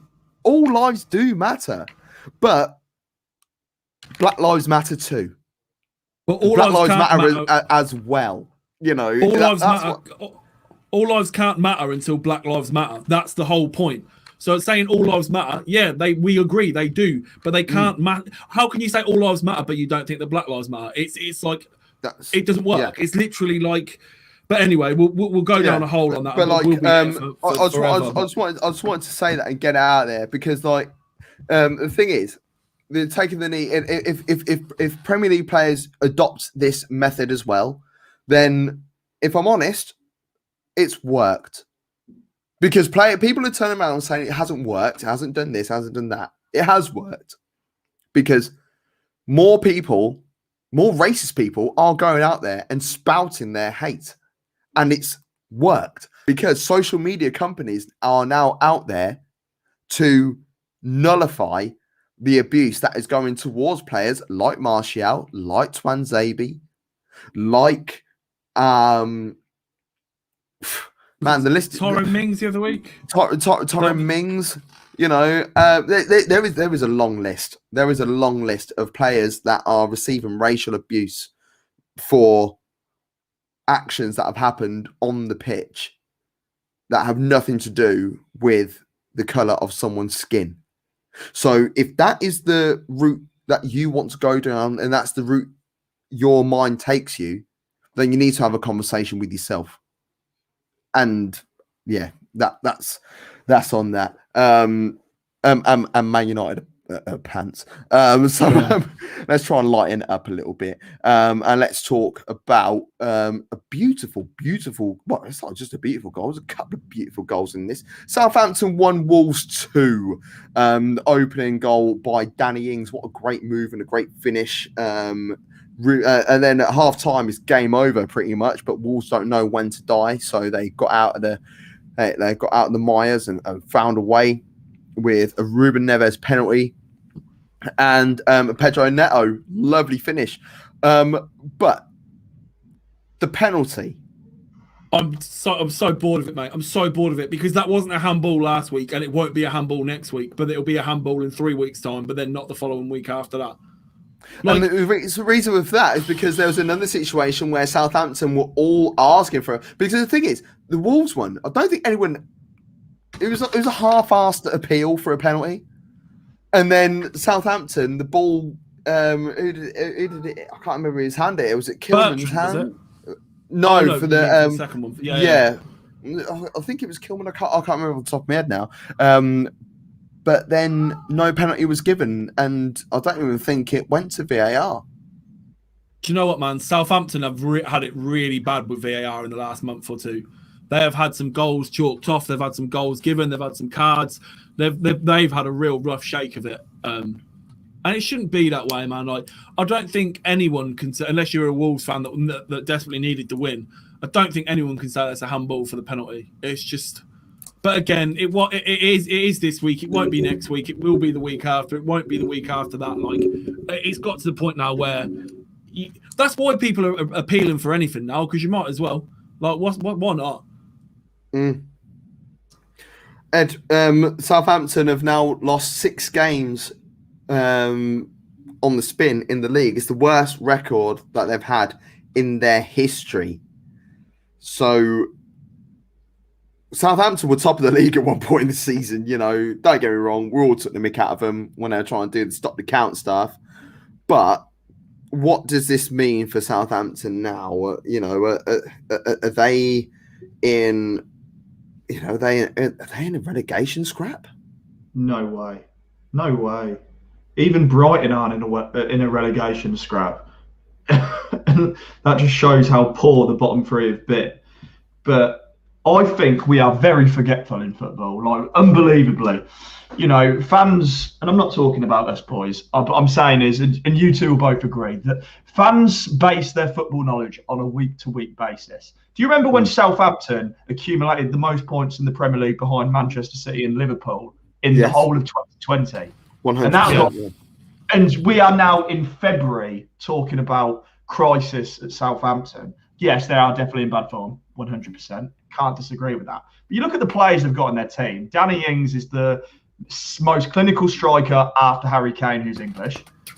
Without, like, in terms of that sharp shooting finisher, you can't dispute that. You know, they've got they've got Premier League veterans. They've got a Champions League proven in terms of a European manager. They've got Taki Minamino, only 12 months ago was playing Champions League football against Liverpool. They've got a great side with great players. And, you know, and they've got one of the best academies. Without a doubt. Southampton, I think people need to forget that Southampton were punching above their weight 2 months ago. And now they've probably gone back to where they should be. Everyone's going, oh, I don't know what's happening there. No, they're just Southampton. So, you know, it'd be good to remember that. But, yeah, you know, I like Southampton as a team. I hope they get back on the bandwagon because there's plenty of other teams I'd like to see do worse. And I'll leave it at that. Yeah. What are your thoughts? Me personally, I hear everything that Ed's saying and I echo it, but it's still not great form from Southampton. They're similar to Leeds in the fact that when they play nice football, it is lauded a lot, and everyone bangs the drum for Hasenhüttl and how much of a good job he's doing and stuff. But then you will have games and form like they're in at the minute where it really is. If West Brom and Sheffield United weren't so far away from the pack, then they would have to worry. But I mean, luckily for them, they did have the good start to the season, and the teams are so far adrift down there. But their form is really worrying at the minute. And like Ed said, with the players you've got, you'd expect them to do better. And also, a problem is, if they finish outside of the top 10 or whatever, mate, Danny Ings, as much as he loves playing football for the club, if someone comes in and makes a half decent offer next summer, he's not going to say no, is he? I wouldn't say no. United come in as a backup, or whoever, he'll jump at the chance. So I think that's what Southampton have to be really careful of, is losing players and maybe the manager. Who knows? But I mean, what can you say really? They did well at the start of the season. They're not doing so great now. That is the tale of a lot of the teams, either that way or the other way around, where they'll have a horrible start to the season and finish strongly. But Southampton will just be there or thereabouts. I'm surprised that they've had as many losses on the bounce as they had. I saw their form going into this Wolves game and I thought, yeesh. And obviously they even took the lead, but yeah, I don't know if it might be a mentality thing, it might be a confidence thing, but it's looking pretty bleak down there at the minute. Yeah, Wolves, this is a massive result for them. There's a lot of Wolves fans that are pretty split. Whether Nuno's the right man, should Nuno move on? I think Nuno's a great gaffer. Let's be real. They wouldn't be anywhere near where they are if it weren't for him. So like, it's literally the dumbest reactionary stuff to say that he's in trouble or get rid of him. Like he's done nothing but wonders for that club. Not even just in the sense of results. Look at the players he has signed for that club. Look at that. Look at the caliber of players that want to come and play for Wolves now. Like that is not happening 3 years ago, or if Mick McCarthy's the gaffer. Do you know what I mean? Like, they're having a bit of bad form. Look at the league. Who isn't having bad form? Who isn't? Yeah. Other than Man City. Other than Man City started the season badly. They've come into their own. They've just won so many games on the spin. With 16. That, let's talk about City, because we're speaking about them. So, sort of, I think I've shot me load a little bit. Watch your ears, people.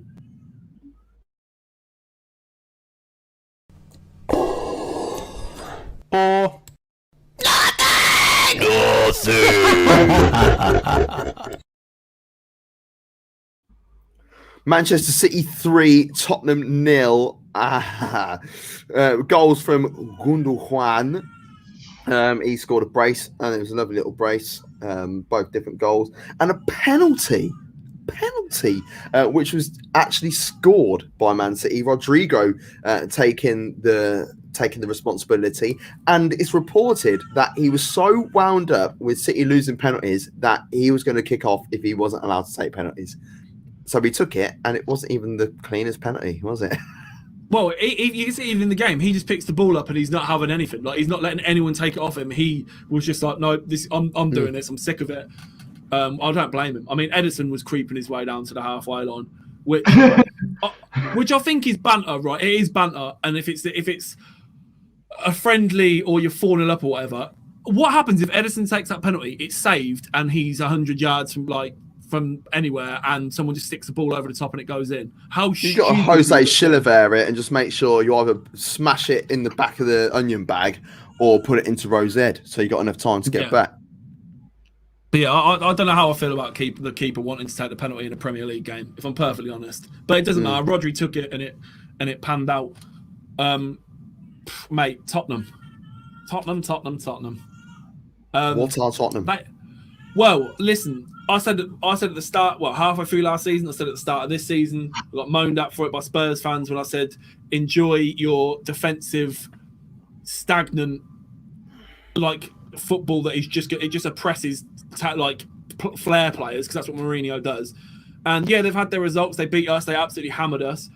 But honestly, the last 10 Tottenham games, Harry Kane's had no touches in the opposition box. If he's lucky, he's had 3. Even when he scores his goals, it's one shot a game. Like, he's having one shot on target a game. It's just I just don't understand how you can play so negative every single time. When they did the heat map and the average positions for every player for Tottenham in that City game, all on the halfway line. Harry Kane was on the halfway line for average positions for the game, playing centre mid practically. I mean, like 14 games ago, they were top of the league, and in those 14 games or 15 games, they've picked up 16 points. Yeah, but that average is a draw a game, right? Which is about right for the style of football that Jose plays. Like you come out and he tries not to lose, but that's the thing. Once they went a goal down to City, then what? What was the plan B? What did Mourinho change or try and get out of his players to turn that around? Nothing, because the game plan's to hit them on the counter. So they still sat back. And I know it's City and they will have a lot of the ball, so it's probably a bad example, but they offered nothing, man. This was a really hard watch. For City fans, for Spurs fans, I would assure, but like for City fans, Ed, I think this would have been a lovely watch, and seeing Gundogan, who is he's up there with the top goal scorers at the moment. He scored 10 goals. Yeah, I mean, what a year. 18 games. Gundogan's been fantastic. I think if you wasn't convinced that Man City had won the league when they'd beaten Liverpool at Anfield, you will certainly know now. Especially with Manchester United dropping points. It's over. We thought perhaps it was going to be another year. We thought perhaps this was going to be a break from the old routine of someone running away with it, but I can't see anything else but that. Congratulations to Manchester City. That's right. Manchester City have been the best, better than the rest. That's how I say it. I'll still stand by. This isn't the best Man City team I've seen under Pep. Never mind the best Man City team I've seen in the Premier League. But they deserve to be where they are, and they will most likely go on to win the league. How they got away with playing so well, winning every week, with no proper focal striker other than Jesus? Everyone wrote them off this year. Everyone wrote them off last year. Manchester City, and we'll get into this when we do the Liverpool game. Manchester City are doing exactly what Liverpool did exactly last year, what Liverpool are doing this year. Drop off significantly. Man City have lost at this point of the season, match week 23. Man City have lost 5 games already this season. Liverpool have lost 6. So it's exactly the thing. They ended up losing 9 games across the entire season for Man City standard. I think they got 98 points the year before that. And then everyone wrote them off. Man City readjusted, got all their injuries back, brought some more players in, and then they had a shaky start. And then we just carried on and went, look, the Pep era is done. Pep era is done, man. Like, he's done his bit. He's going to go off elsewhere. And then we all just focused on Liverpool and Tottenham at the time. Do you remember they were up there? Everton. It was exciting. And Man City just went under the radar and battered teams. Yeah. I would say as well, not this isn't the reason City are top. City are top because they've absolutely hammered everyone. But everyone around them, 2nd, 3rd, 4th, 5th, everyone is doing their utmost best to piss away any title, any sort of challenge or whatever. Like, any time City win will drop points. Like Liverpool are dropping points. Everyone around them that could have and were challenging for a title have absolutely shagged it. Yeah. So City have just steamrolled everyone. Don't get me wrong, but I honestly think, like Ed said, we really thought this was going to be a tight race. I reckon give it a month or two and the points tally could start to get a little bit embarrassing. I reckon City could end up being 15, 20 points clear in a month's time. Do you know what I mean? Like before you know it, because all they'll do is just keep winning. But then all the teams around them, all we keep doing is drawing against lesser opposition or losing games we should have won. We'll probably draw against each other. Yeah, exactly. Like, we won't risk losing. Whereas City will have no care in the world. They'll play free-flowing attacking football and dominate teams. So, exciting race this year is going to be the top 4 and the top 6 because, as far as I'm concerned, Premier League's wrapped up and so is the Championship contenders. It's done. Yeah. Relegation's over. The thing is, City have played 23 games at this stage. They've conceded 14 goals. The next best defensive record sits with Chelsea on 24. Chelsea and Villa, they're joint and haven't conceded 24 goals from 23 games. So it's defensively where Man City have grown and they've come into their own a bit, isn't it? Diaz. It weren't Really Ake, does. though, was it? Yeah, it's got nothing to do with John Stone because he's had the spot away from him. And how many years have we been saying City get a decent centre back and then it's game over? And this is pretty much what's happened. They've found a centre back that actually works for them, and a centre back pairing that works for them, and that's it. It's curtains. And John Stones has also turned into new Beckenbauer. Prime Maldini, yeah. I mean, they've got Ake and Laporte as their backup centre backs. Like, bro, it's mental. It's mental. Like, Laporte has turned into a backup. That's how mad things are going on at City. He was probably top 2 centre backs for 2 years in a row. Easy. Exactly. The minute Stones gets an injury or has a game where he needs to be dropped, Laporte will go back in and stay there. Yeah. Brighton 0, Brighton 0, West. Bloody hell! Can you read? Brighton 0, Aston Villa 0. This game was all about ex-Arsenal player Emi Martinez. 9 saves, his most amount of saves ever made in the Premier League game. The game is crap. So I'm surprised there was I'm surprised there was 9 things to save in that game because it was awful. Yeah, that's it. I'm not talking about that game anymore. And Palace 0, Burnley 3. Now, I had an Ake yesterday, and I put Burnley in it, and I thought that might be the one that lets me down, but no, I was a twat and put Northampton Town in there as well, didn't I? So, Crystal Palace 0, Burnley 3. Goodmanson with 2 goals in 2 games now. It was a nice little finish just after 5 minutes. Jay Rodriguez, who is, I think he's the same height as me. He's not that tall. No. He's like 5'7". He's taller than that. Might be a bit tall. Might be 5'8". I'm 5'7". But he got a header and he didn't have to come off the ground. It was a corner that was whipped in, and he's inside the 6-yard box. You have to ask questions of Guaita. It's abysmal, isn't it? It's ridiculous. Madness. But the goal of the game. The goal of the game. The game sponsored by. Yeah, like it was a bit.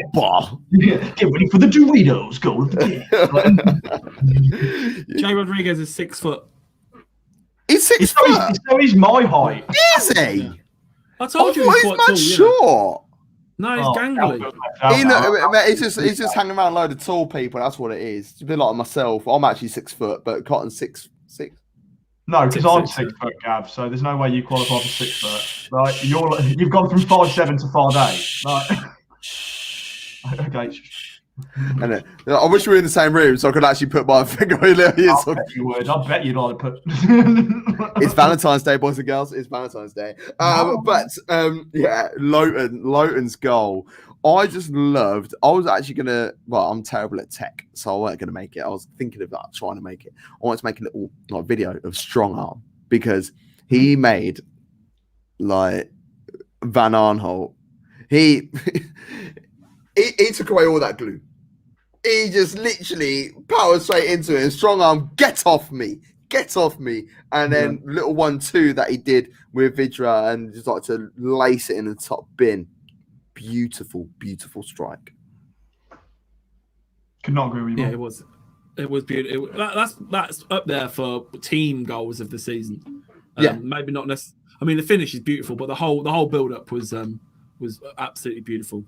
Burnley have played a game more than Fulham. Obviously, Fulham are in action right now as we're recording the show. So by the time you listen to the show, it was yesterday. It's like, oh bloody hell, what a great victory for Fulham. Mate, Fulham are ragging, mate. Fulham should be like 2-0 up already. Yeah, I know. Is it 1-0? No, it's 0-0, but they've had some really good chances. They've hit the post and stuff. Which is good for us because we're all in this together. Yeah, of course, yeah. So it's like, oh, bloody hell, We're all in this together. But like Burnley, that victory, that puts them on 26 points in table. So they're averaging more than a point a game. It's just a weird one because I don't even think 32 points would be more than enough to keep you up in the Premier League this year, unless Fulham get a result, or Fulham, West Brom, or Sheffield United could put some form of a run together. Excuse me, which I can't see happening in any way, shape, or form. But this something needs to change with Crystal Palace, doesn't it? Because Crystal Palace, when they don't play Zaha, This is now 20 games. Their last 20 games, they have lost 18 of them. Really? Without Zaha in the squad. Without Zaha. Wow. Yeah. Yeah, I knew that. Yeah, true. Very true. That is one-man team, isn't it? That is literally your definition of a one-man team. Yeah. They have good players, to be fair, which they've like. I really like. Is it Easy you say it or Eze? Eze. Yeah. I really like Eze, man. I think. Do you know what I think it is? I think it's more of a case that we need to accept. And he's done surprisingly well since turning up to Palace, and I'll give him credit for that. Post England, I thought he'd retire in the Maldives after that. But Hodgson's done all right. But I think we need to accept this is probably should be his last job now. He's in the twilight of his managerial career. He's got a bit stale at Crystal Palace because it has just been the Wilfred Zaha show.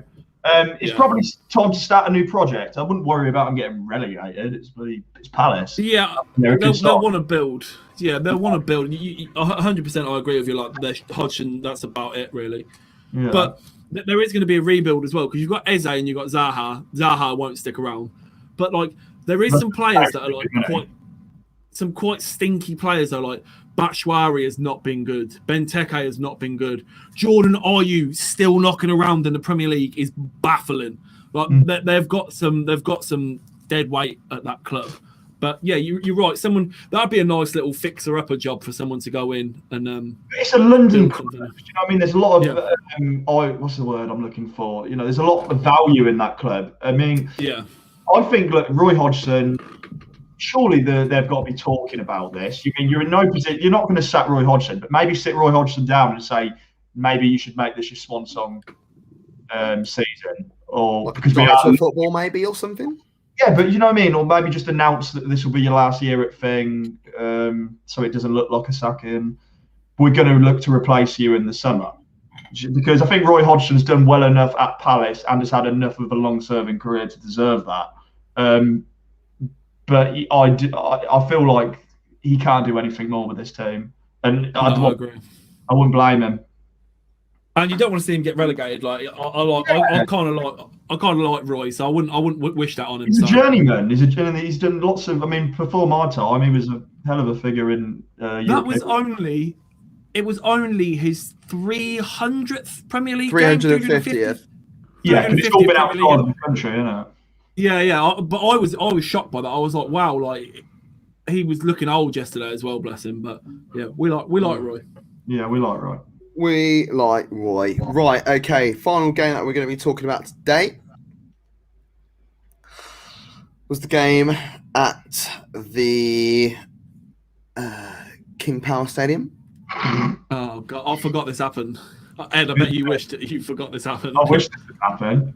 Leicester 0, Liverpool 1 before 78 minutes. So let's talk about Liverpool. Now, final score was Leicester 3, Liverpool 1. We all know it was. James Maddison with a goal. We'll talk about that in a couple of moments, probably in a bit of depth. Jamie Vardy, literally minutes later, and then literally minutes after that, Harvey Barnes. To make it 3-1. It's mad because I went for a run yesterday afternoon, and then got the food shopping and stuff. But it was 1-0 Liverpool. I was like, I'm cool with that. And I was listening to your voice notes coming through and that sort of stuff. It was absolutely brilliant. And then I got back in the car, and I was like, what? Yeah. What has just happened? I literally, it was like, what the was that? So, Liverpool, for me, from what I saw, early doors, looked relatively comfortable, but were susceptible on the break, which most teams are when they are playing against Leicester. Yeah. Ed. I'll agree with you. We looked the better side for 60 minutes of that game. You then say, as a Liverpool fan, look, a lot of ability is still there. You expect to come through this rut. But week by week, it seems to be less of a rut and more of a mentality. I think we're struggling. I think we're hurting from being on these highs for so long. It's almost like a bit spoiled, isn't it? Yeah, but it's like Kabak. I thought he was all right up until the 3 goals went in. I wouldn't necessarily say he had a good or bad performance. Leicester didn't push us hard enough to begin with for me to judge him on that. Look, when I give reasons for why Liverpool ain't doing as well, and believe me, a lot of results are really shocking me. People then go, I don't want to hear the excuses. Well, I think excuses is the wrong word. There are reasons which are helping us be in this position. And I look at Jurgen Klopp, and I think his mum died. Yeah, his mum died. It was his funeral last week. I was gonna say, but that was like a month ago, wasn't it? No, it wasn't. What? That his mum died? His mum died last week. Yeah, but like the funeral was last week. Regardless, that's your mum, man. No, I'm not. Well, hold on. Why are we bringing it up then? I don't understand. It's No, not an excuse. I'm not. We're bringing it up. I'm talking about literally the feeling around the club, the mentality. I'm talking about his post-match conversation. January 19th, so it was a month ago.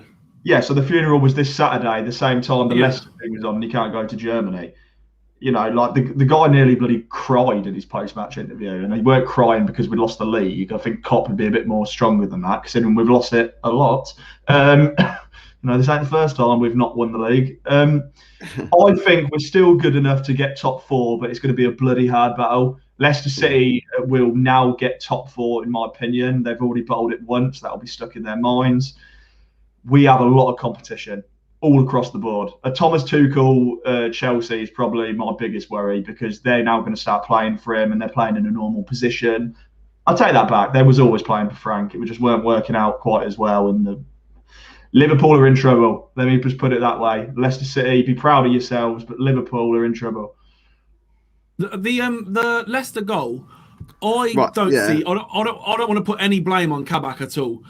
Alisson, I know he had it. Right, I wanted to go through the goals in particular. Yeah. Okay. Because, right, Ed, I'm going to ask you first, Ed. Do you want to get the fun stuff out of the way, or do you want to save that to the end to make you feel better? I don't even know what the fun stuff is. So, the Salah goal. The Salah goal, we'll just get the Salah goal. The Salah goal was sex. Like, do you know what I mean? It's like that's the thing. Like, when we can still do things like that up front, like, we're still a good team. Do you know? Like, we've still got, I don't think anyone's denying that that you're a bad team. I think it's just banter that goes around between football fans that be like, oh yeah, Liverpool are terrible. I think it's more of a case of, I think we're going to do something, and then that's when we're going to push on, and we're going to get a bit of control over our season again. But it doesn't. We score a brilliant goal. It's like, I look back at the West Ham thing. Salah scores an unbelievable goal. It was a brilliant team goal. Great goal. And then we lost to Brighton. So what did it matter? Yeah, ultimately, I keep thinking we're making a right turn, and then we're not. Which makes like an Arsenal fan. No, literally said that to Colin. Every week. But the thing is, as well, like, even this goal, for you to go 1-0 up, it's not a case of like you went 1-0 up and it's like, oh, we threw it away. Like, the football was beautiful. You probably could have had a few more goals. The Firmino assist is like pure like Hoffenheim Firmino. Like, it was old school. It's Hoffenheim Firmino, and for the last 2-3 seasons, Firmino. We saw the Firmino that has turned into the best false 9 in the history of mankind. So that's the thing. So to go 1-up by such a lovely goal, to then just absolutely fold and crumble the way you did to the goals you did is it's hard. I can't even find words for it. Right, Cotton. Let's go into it. It's goal number. What the was that? James Maddison is running through. He gets fouled on the line on the edge of the box. VAR, penalty's given. They VAR it. The foul is on the line. Free kick given. I thought it was just a little bit outside the box, but this is where I was shouting at that telly, because I was like, if you give that as a penalty and you didn't give the Cavani one the other week for identical, I'll be fuming. So I'm glad they didn't give the penalty. Didn't matter anyway. The Cavani one for me was a penalty all day, because like for the where it was always a foul. We knew that, but the Cavani one, that wound me up a treat, because that is a pen for me. And yesterday, at the time you're listening, Saturday, the 13th of February, that was a penalty for me, hands down. But penalty wasn't given, and James Maddison has a free kick, literally on the periphery of the box on the left-hand side. He's taken this free kick. It's gone for a number of bodies. No one's touched it. It's hit the back of the net. VAR check for offside. It was looking pretty tight as well. Personally, it is tight, but I think it's level. I think he's onside. I didn't think there was any other. Was there questions over it? Have people been saying it? Was there questions on it? Have you not been on social media today, bro? After It's that game, been kicking off everywhere. I've not been on Facebook, so I've got a ban on Facebook at the moment. But it's honestly, it's everywhere, and I'm seeing. I just want that to be fair. I'm not just seeing Liverpool fans. I'm seeing fans like saying, well, like football fans in general saying, a bit dodgy. For me, it was level. It was onside. Yeah, I didn't know. Yeah, I agree. Yeah. It's been kicking off, so I'm glad we've agreed that, because I was a bit concerned about that bit. Jamie Vardy, his goal. What is the situation? What's the level of communication between? Well, to be fair, like Kabak is a brand new defender. I mean, yeah, this doesn't mean he can do that. Like, it was horrendous. But I mean, I don't know if communication, if I could make that the criticism.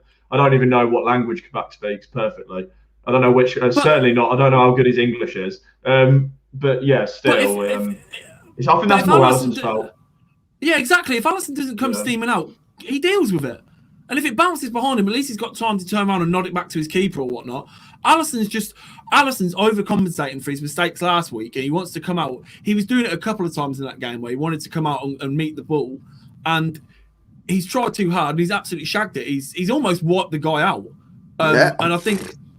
I mean, Alisson, he wasn't even shouting at Kabak after the goal. I think he just looked really sheepish. It was like, oh my God. And then ultimate shithouse from Jamie Vardy did that schoolyard thing of walking it to the line and pumping it in. Then playing the guitar, playing the corner flag like a guitar. What a guy. Sorry. But yeah, it didn't end there either, did it? No, it didn't. No, it did not. Because Harvey Barnes then bags 4 minutes later. That one's just lazy defending. That one is. That was the Liverpool who just started using the high line and was just getting ripped, like the Aston Villa game where it was literally just pass the ball and you're through on goal. That's what that goal was. That was Villa 2.0. I like Harvey Barnes though. Good finish, composed. You live, you move on. You know what, man? Like. Seriously though, and it's not even just the recent thing with whatever with his mum passing and whatnot. Klopp's mega rattled, man. Like his pressers before and after games, it's just. Did you see him the other week when the guy asked him about the points difference, and he just went off on him like, you need to be better at your job. You need to ask better questions. You need to do your research. Like, answer the question, man. Don't be a dick. Like he's so clear. That sort of like comes back of like his mum passing as well. But Gav, he's been like this for months, mate. He's been like this for months. No, personally, he's been like this for about a month. Okay, so we all have personal for about trauma. a month. Yeah, we all have personal trauma, but you know, that's his mum. But he can't take it out on everyone. No, I'm not fucking having that, man. My dad died when I was younger. I didn't take everything out on everyone else and say, well, free pass.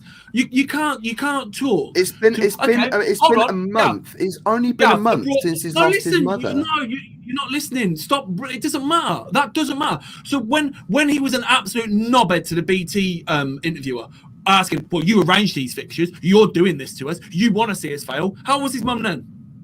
I can't believe I've actually have to say that as a sentence. How was his mum then? She was fine. He's been a knob this whole season. As soon as it doesn't go his way, he was like it at Dortmund. As soon as things don't go his way, the toys come out the pram, and he has been a dickhead to other managers. He's been dickhead to broadcasters, commentators, journalists. There's no excuse for it, man. I'm really sorry that he lost his mum, but that is not an excuse for him to act the way he is. If it was Mourinho, mate, there would be effigies in the street, mate. There'd be a witch hunt for him if it was Mourinho acting like that, and you know it. So I'm sorry that he's lost his mum, and it sounds callous or whatnot, but that can't be an excuse. It is not an excuse. So here's the table. Well, it's not. I don't think it's. I've got nothing to come back on it, and I think there is an element. I agree with Cotton to an extent, but I think there is an element of Cotton is sick to death of people loving Klopp. Like I can see it. Do you know what I mean? Yeah. Like if you don't like someone and everyone's telling you how great he is, like I admit, Klopp's been rattled this year. I get that, but I think sometimes we forget that they're running multi-million pound fucking organized. Like the stress must be all the time, then the injuries, and then you think all the social media things they're forced to do all the time. Like, oh yeah, it must be 24/7 non-stop. And he's been at Liverpool nearly 5 years, on top of everything that's happening. He's probably just cracked a little bit. Over 5 years. It's been 5.5 years. It's been there. I just think he has there have been elements this season where he has been a bit rattled and been a bit like had a couple of dick moves that he said to people, but. You know, I think it was. I will say over the last month, I might give him a free pass as such, but I don't know what I would do if I lost my mother. I would literally be completely beside myself if I lost my mum. And if I lost my mum whilst we were doing this, I'll probably quit. I lost my grandma coming up to over 4 years ago now. Over 3 years ago now, sorry. And I still struggle with that daily. You know what I mean? So that was my mum. Fucking hell. Gav, if you lost your mum, yeah, and for the next month you went to work and you were a dickhead and abusive to your co-workers and customers on the phone, do you think it would be within their right to say, look, come, mate, this enough's enough? Like, well, it's different. It's a bit different because I'm not in the public eye, and that's what you got to worry about. Because when you if you are not in the public eye, you can your gaffer could turn around to say to you, or the owners or whatever, turn around and be like, oh, bloody hell, Gav, been a bit extra recently. It's like, yeah, I know, I just lost my mum. They're like, oh, okay, take a couple of weeks off, or work from home. You're not using the phone, you're not using this, whatever. Just use emails, because the email, at least an email and chat and text and stuff, you got time to think about your response and things like that. But you've got a camera in your face.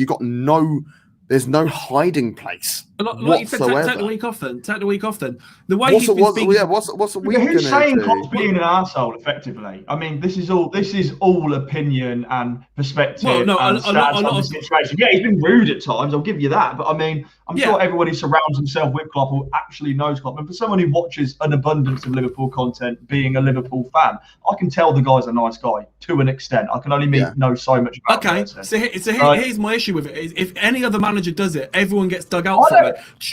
Mourinho does. Sean Dyche's got dug out for having a bit of banter about doppelgangers. But that's the media. It's the same media. I mean, we can't really be critical of Klopp. We've got to be critical of the media, otherwise we're part of the problem. Because I didn't give a shit when Sean Dyche said that. I don't care when Mourinho says this. We don't care. I'd be surprised if you two care. Like, it's the media who cares. I don't give a fuck what Klopp said. But we should be getting a free pass. That's all I'm saying. Like, you can't literally come out and criticize people for doing what kind of a job they're doing, like a journalist or whatnot. Oh, if Everton hit the post. Like his attitude and his behaviour recently has been pretty bad. And like I said, if it was another manager, I'm sure things would be said and the FA would probably have a word with him about certain things. But we move. Well, that's the end of the show, to be honest. We say you move. I'll cut to roast before we went live with the watch-along, and I'm about to finally have a go on it and see what it's like. Are we doing a watch-along during the week? Tuesday is PSG Barca, which I think would be PSG Barca. I'm in finals night with the old dads that night. So if you two then watch along, I'll be watching along with you. Whilst checking the old arrows. And then there will be our standard bullshit show. Might be audio, might be visual, might be both. Might be live, might not be. At some point during this week, there's a few bits and bobs we want to talk about. There's a few polls that have been running including what sauce would you put on your bacon sandwich? And then we'll be back next week with our Premier League review and more than likely another watch along, because you love it and we love it, because if you didn't love it, you wouldn't watch it with us. And we really, truly appreciate everybody's involvement, all your comments, all your likes, all your shares, all your subscriptions, etc. Remember, we do this off the back of our own, off our own back. We pay to run this service for you guys as well. So don't ever forget that. And if we were ever in a way that we could get paid to do what we do, then we will give something back. So we expect invoices in the post. That's what we're saying. We expect invoices in the post. No, I'm only joking. But but on a serious level though, it's really appreciative. Everything, like us guys do. I appreciate myself, of course, because what I do, I appreciate myself. But I appreciate all the work that Ed puts in, all that Cotton puts in. We all put in solid work to make as good a content as we can within our realms, to bring content to you. So thank you very much for everybody for subscribing. And if you haven't subscribed already, you can find us on Facebook, YouTube, Twitter, Instagram, Twitch, etc., at Two Up Top Football. And did you know if you put Two Up Top into Google, our name comes up first? Wicked. Southgate out. Southgate out.